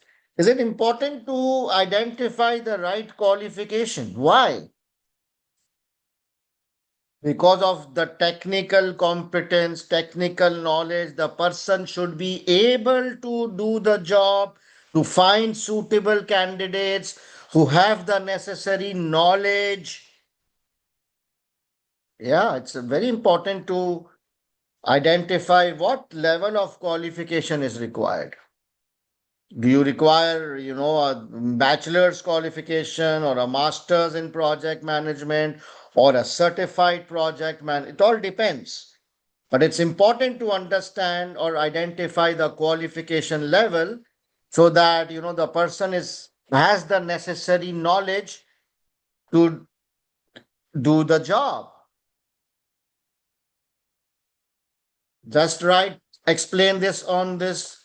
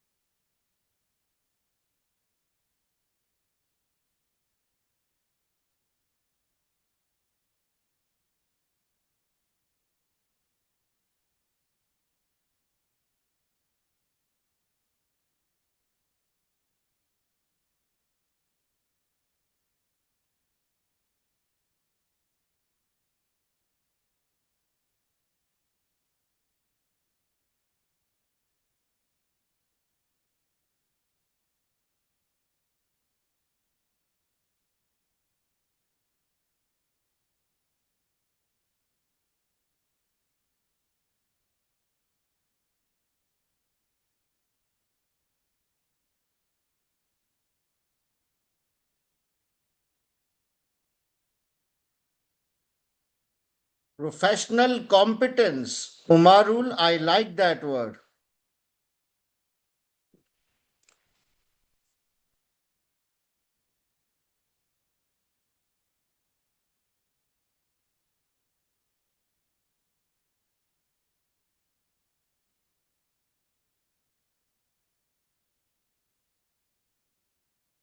Good.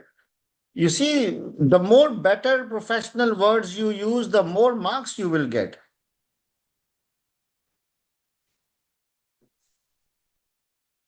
Right, very good. Hassan, please don't ask like this. If there's any issue, I will point out. Otherwise, please assume it's correct.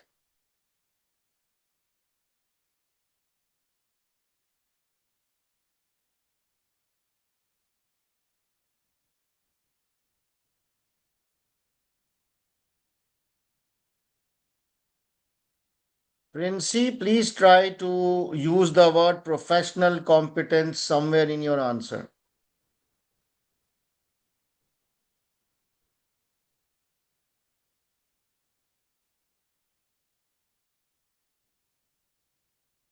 Yes, Gloria, you can.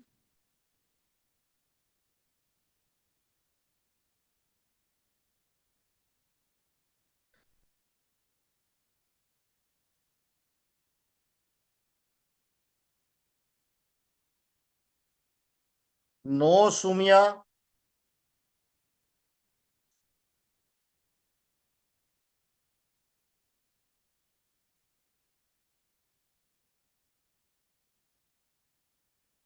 Okay.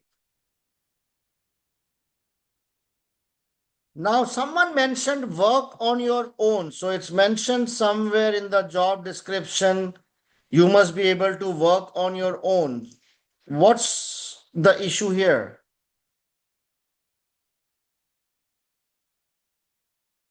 Teamwork, collaboration. Ah,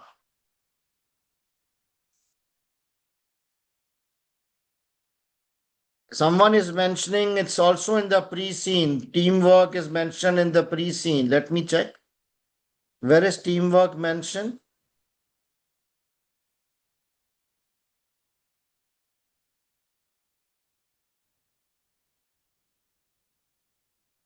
Where is teamwork, guys? I don't see it. Values. Teamwork and collaboration. Yeah, yeah, yeah. So yeah, you that's a very strong statement. We can refer, we can give example of your values of teamwork and collaboration. It is against the value, right? But do you think a project manager needs to have teamwork? Yes or no? Why? Why? SBL is about why? Because he is managing a project team. Yes. So because he will be managing a project team, so he cannot work alone, right? So he has to manage a team, so teamwork. Then you have to, collaborate with other stakeholders, other departments. So definitely teamwork and collaboration is a very important criteria. It's the nature of the role is teamwork and collaboration with other departments. No one's. All right, guys, please draft something now. I can talk about the values. What will be your opening sentence? Skills and experience.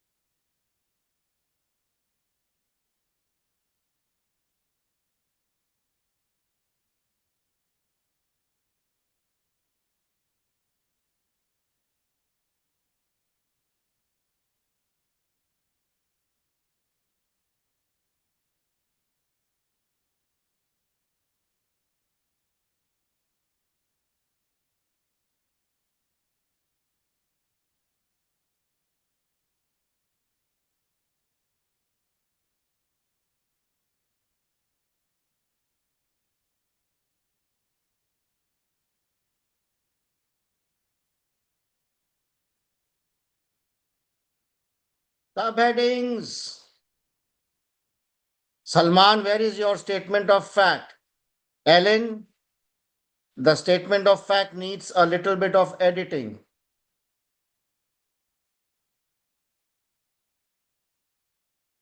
Priya, very good. I like it.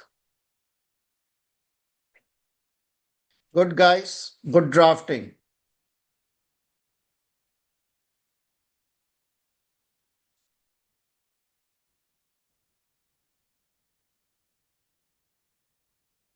Dylan, up to you. Whatever you write, it has to be within the allowed time. If you're elaborating on various aspects, keep in mind the size of the point.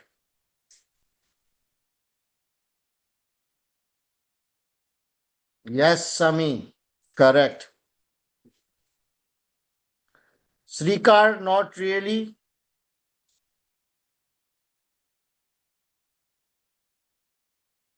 Yes, Salman. Okay. So, guys, you don't have to go into philosophical answers and this and that because then you will exceed the 3 lines. Just talk about the basics, the keywords, the immediate impact. Don't go overboard with philosophical arguments that this, wo, ye, no. You cannot exceed 3 to 4 lines, including the statement of fact, right?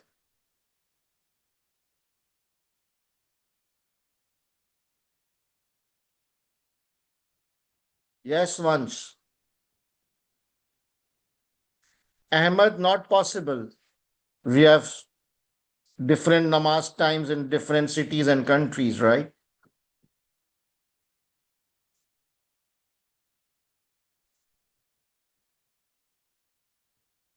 Okay, guys. Some of the students drafting, I really like. You are properly elaborating very professionally. I'm impressed. And those of you who are struggling, please learn this. Please learn the mindset and the approach, how we think in SBL, how we draft in SBL. Just write basics. Don't need to go into technical discussions, but try to use the basic logic, basic keywords, 3 lines and out. Sumya is asking, do we need to mention the question number? Do we need to mention the question number in the Word document? What do you guys think? No, absolutely. No need to mention question number. The examiner will see from the format.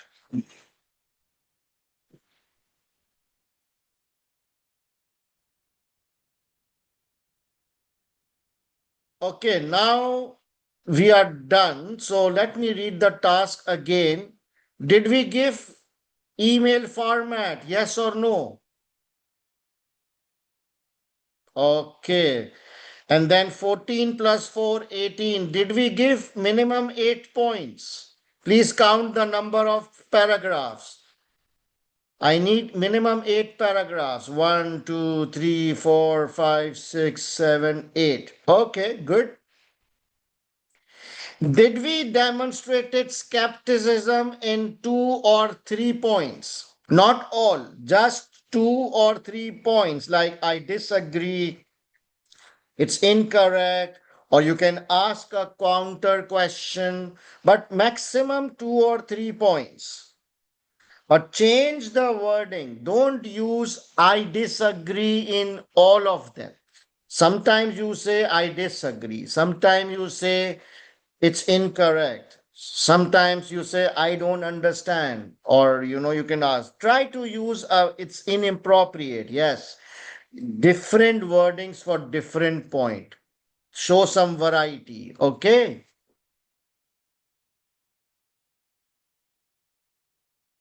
And what else? Did we give subheadings? Yes. I think this is a very good answer. Now, the last thing,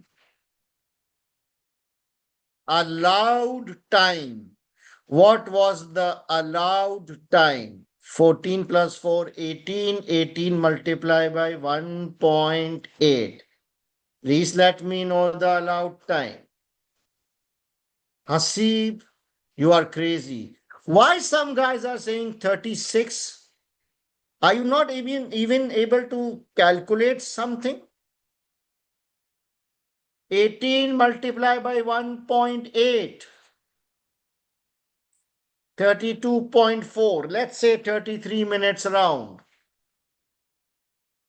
33-minute round. Now, in this 33 minutes, what are we supposed to do? Do you remember from yesterday? 4 things. In this 33 minutes, we have to first read the requirement. Then we have to make the format. Then we have to read the exhibit and copy statement of facts. And then we will elaborate. 4 things. So I think the first 10 minutes will be spent on reading the requirement, making the format, reading the exhibit. I think minimum 10 minutes will be gone, 10 to 12 minutes, identifying the statement of fact. So out of 33 minutes, let's say you are left with 20 minutes for actual drafting. है ना? Now, do you understand why I am not writing lengthy or philosophical points? Because for 20 minutes, so we spent like more than 1 hour. We spent more than 1 hour. But in real exam, you have to do it in 33 minutes, in which the first 10-12 minutes will be reading and formats.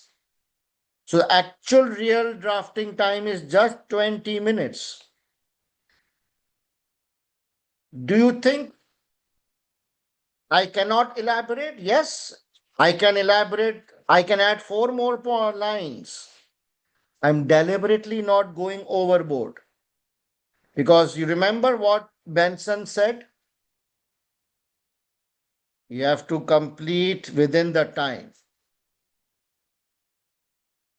Understood? So it's your answer should not be very short. It should not be very short and it should not be very long. Some answers can be 2 or 3 lines, some draw points can be 3 or 4 lines. Mix of short and long answers. Overall, it should balance. Is this point clear?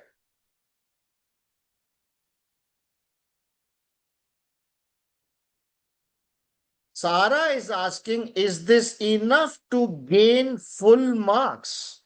Wow. Sarah, do you understand the meaning of full marks? Okay, let me ask, guys, is this enough to gain full marks?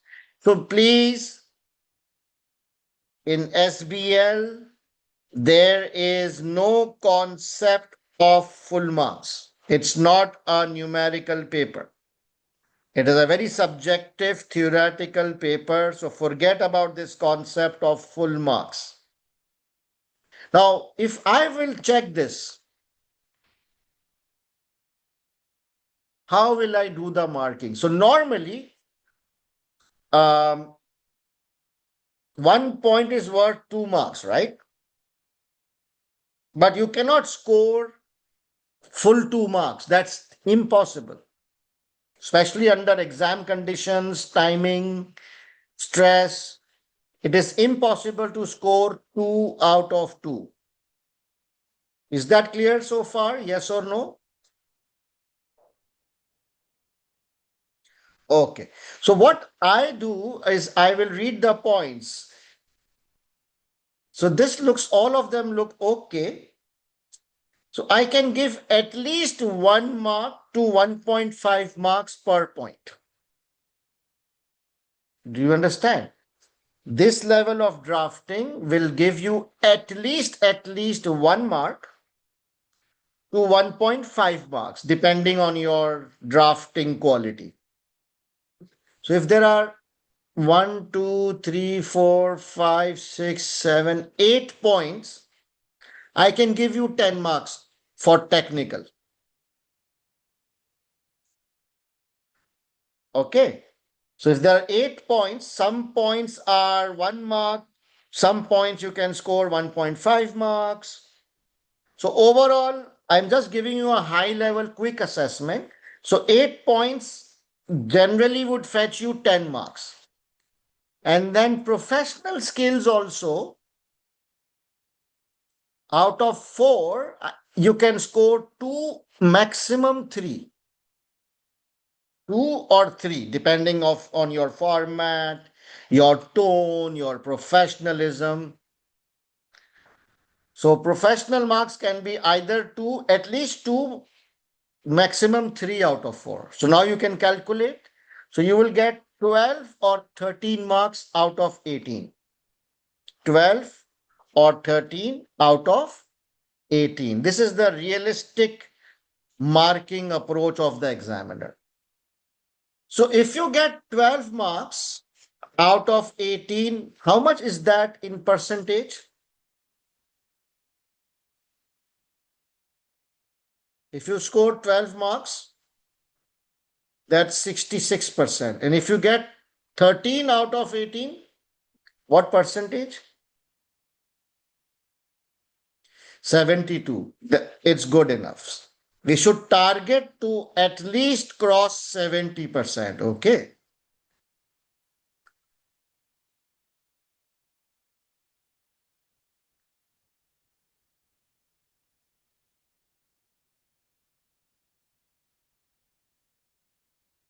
All right. So we are done with today's drafting. We applied all the techniques I had taught you yesterday, and it's not difficult as long as you identify the statement of fact. That's important. You have to identify the right statement of facts. Once you have the statement of facts, all you need to do is elaborate on it. You can talk about the impact, how it affects the business, right?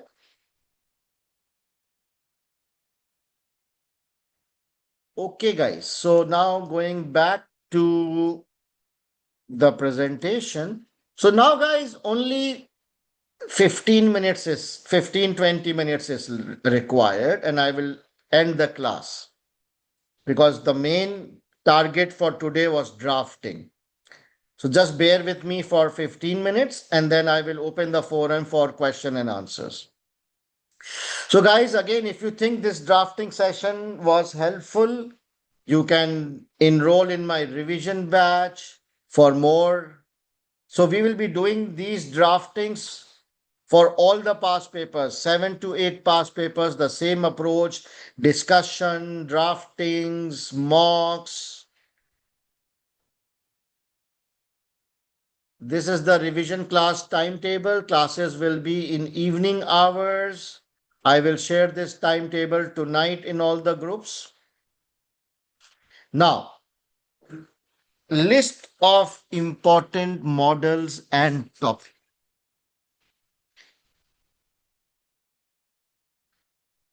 I have identified 25 important topics from exam point of view.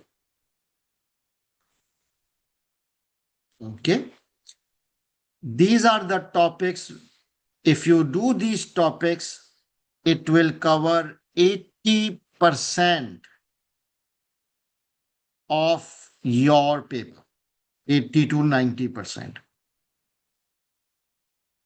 Since time is short and you heard Mr. Benson saying that in the last 4 weeks, just focus on important topics.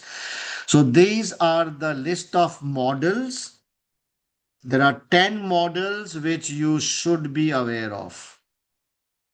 Okay, it's very, very important that you are hands-on with these 10 models. And then you should be hands-on with these 15 topics. There should be no compromise on top 25. Is that clear?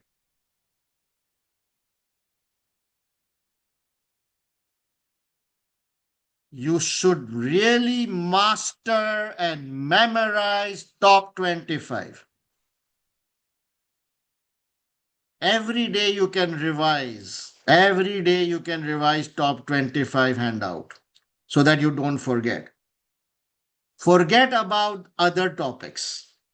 You should have a basic idea about other topics, but from memorizing point of view, from an exam point of view, top 25 should be at the tips of your fingers. If you don't know these topics, God help you. I cannot make it more simple than this. All right? Daily spend 1 hour on top 25, trying to memorize, trying to revise. Okay. So this is just a recap of yesterday's discussion. Time management, the first 10 minutes will be reading and planning. The important thing is you will start with easier questions first, familiar question first. And then drafting is 1.8 minutes per mark. As soon as the allowed time is up, you should stop drafting and move to the next question. You should always start your point with a statement of fact. Your point should be 3 to 4 lines, including punchlines. We normally calculate number of points by dividing it by 2. Use paragraph format of drafting. Common sense question. Pause for 30 seconds. Remember yesterday? Imagine yourself as a business leader. Bouncer question, attempt in the last. Do not consume the entire time. Save some time and go back to complete your previous answers or add more points in easier questions.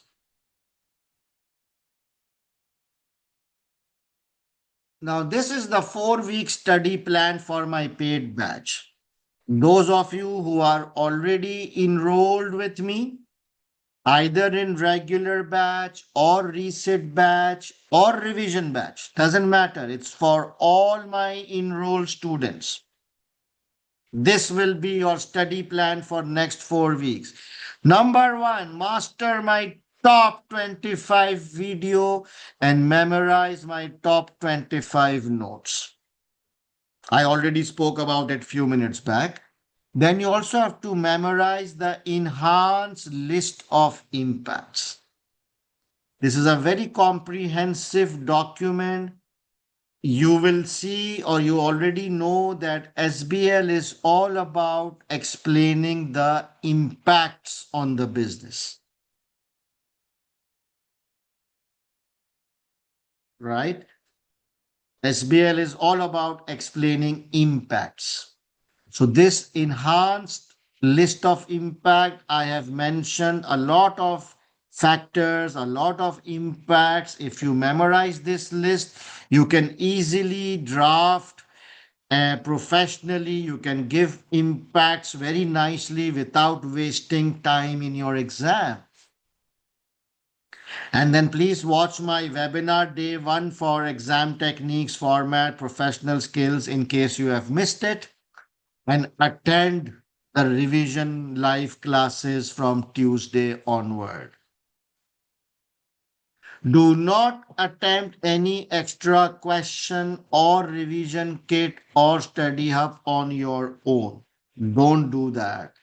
We will just make past papers our basis of practice. Though past papers is the best source of practice.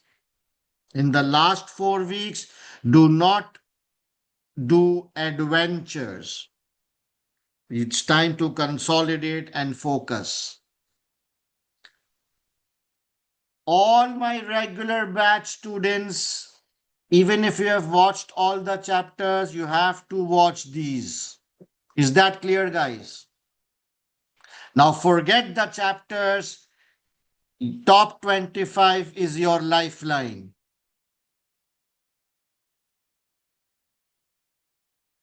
Same study plan is for self-study students. So I totally respect if you self-study. So I have shared I have shared a self-study. I have shared the study plan for self-study students. You can exactly follow this plan if you want to pass SBL. Now, this plan is actually the study plan which I am following with my paid batch, and I have shared that plan with you guys. You can also follow this plan. The only difference is you will be on your own, right? So I would still recommend that please consider joining a structured drafting class rather than own drafting. Stay away from book, kids, hub. Why? Because only 4 weeks is left. 50% paper is common sense. Global prize winners, high scorers have confirmed this. Now, I will also be conducting a workshop on the pre-scene material. Once your pre-scene is published, it will be published around 20th or 21st of February. Once it will publish, I will study the pre-scene. I will analyze that pre-scene in a lot of detail using my entire teaching experience, professional experience, and I will be conducting a 2 day workshop on just on pre-scene. Now, in the past, my pre-scene has been very, very popular because the expected topics which I discuss, the success rate is quite high. So if you are not planning to enroll in the revision batch, then you can also directly enroll in the pre-scene batch. But again, mind you, there is no drafting involved. All the drafting is done in the revision batch. Those of you who are already enrolled, pre-scene is part of your package, so no need to worry. It is only for self-study students. So this is the contact details. If you require any details, admission, inquiries, enrollment, please message my support team. Okay. My last message. My last message. Dress like a CFO, feel like a CFO, think like a CFO during your exam. A lot of students, they actually smile or they laugh on this, but trust me, this works. When I get feedbacks from all my students who have scored 70s and 80s, they all confirm that they actually went to the exam hall formally dressed like a CFO. It boosted their confidence. It upgraded their thought process. All right. So just don't think like accountants. SBL, you have to show leadership thinking. Okay. All right. So now I will open the forum for question and answers.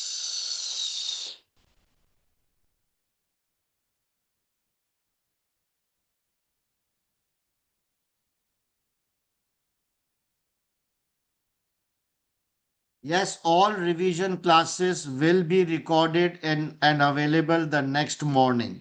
Those of you who are working or time zone differences can easily watch the recordings.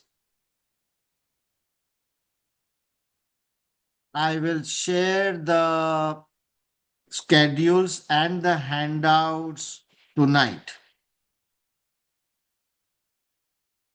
Yes, Ria, you can enroll directly in the pre-scene if you want. Revision batch details, I can just show you on the screen.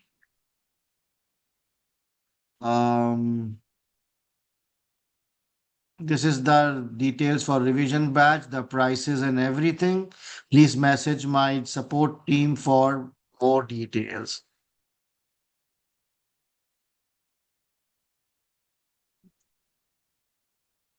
Yes, Avantika. Everything, guys, every class is recorded. So I don't want to answer that question anymore. Tasneem, very good. I'm really impressed. Yes, Ahmed, I know. Hassan, no. No bold, no underline. Don't waste your time on bolds and underline. But yes, you can use abbreviations like PM, project sponsor, but just define them in one sentence and then you can use abbreviations. Khushbu, no. I will cover that. So I'm skipping those questions which I have already answered, right? Yes, I will be checking one mock in detail, and the rest of the mocks I will be discussing in a live class and then will sharing a drafted answer.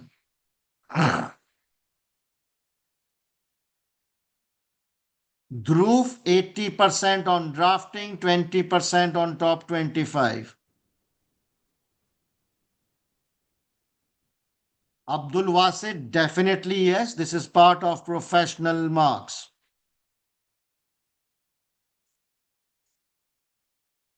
Hassan, maybe I don't remember. If you have any, if you can draft any point, that's fine.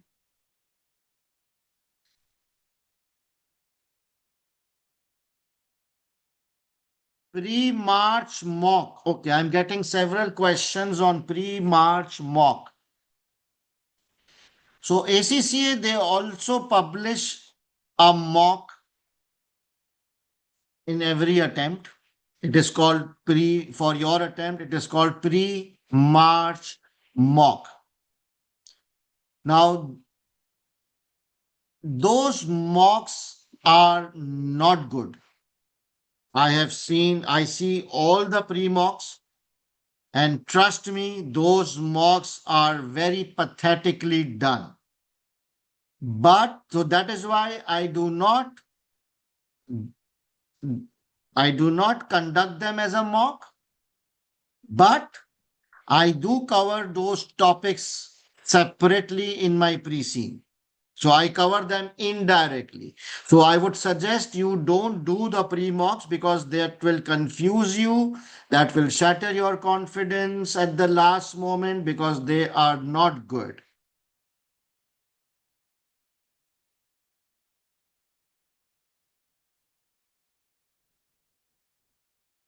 Mumtaz, yes, you can. If you are not sure, then you can use this wording.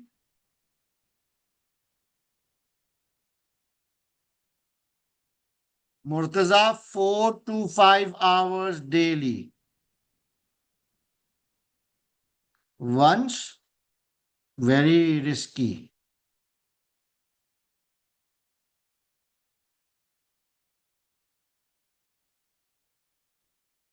When I say 4 to 5 hours daily, that is including my classes.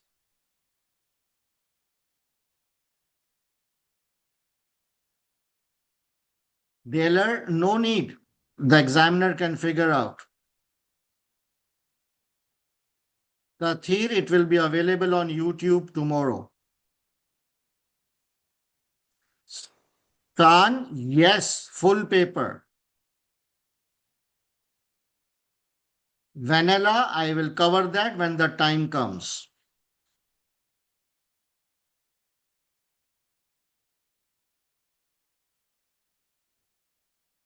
Guys, please don't paste your question again and again. Tasneem, no.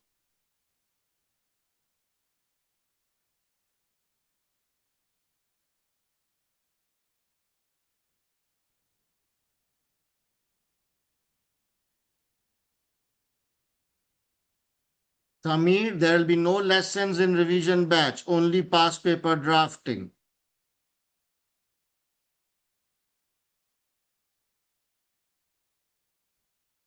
Kevin, if you are a self-study student, you can go ahead. But if you are enrolled with me, then please follow my speed and my strategy.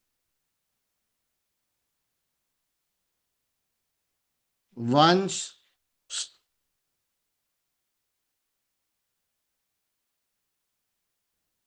I will take care of it. Once, please be patient.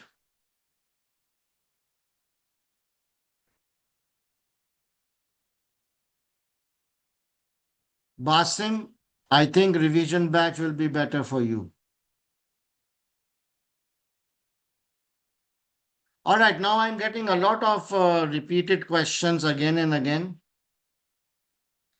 So, all right, guys. So,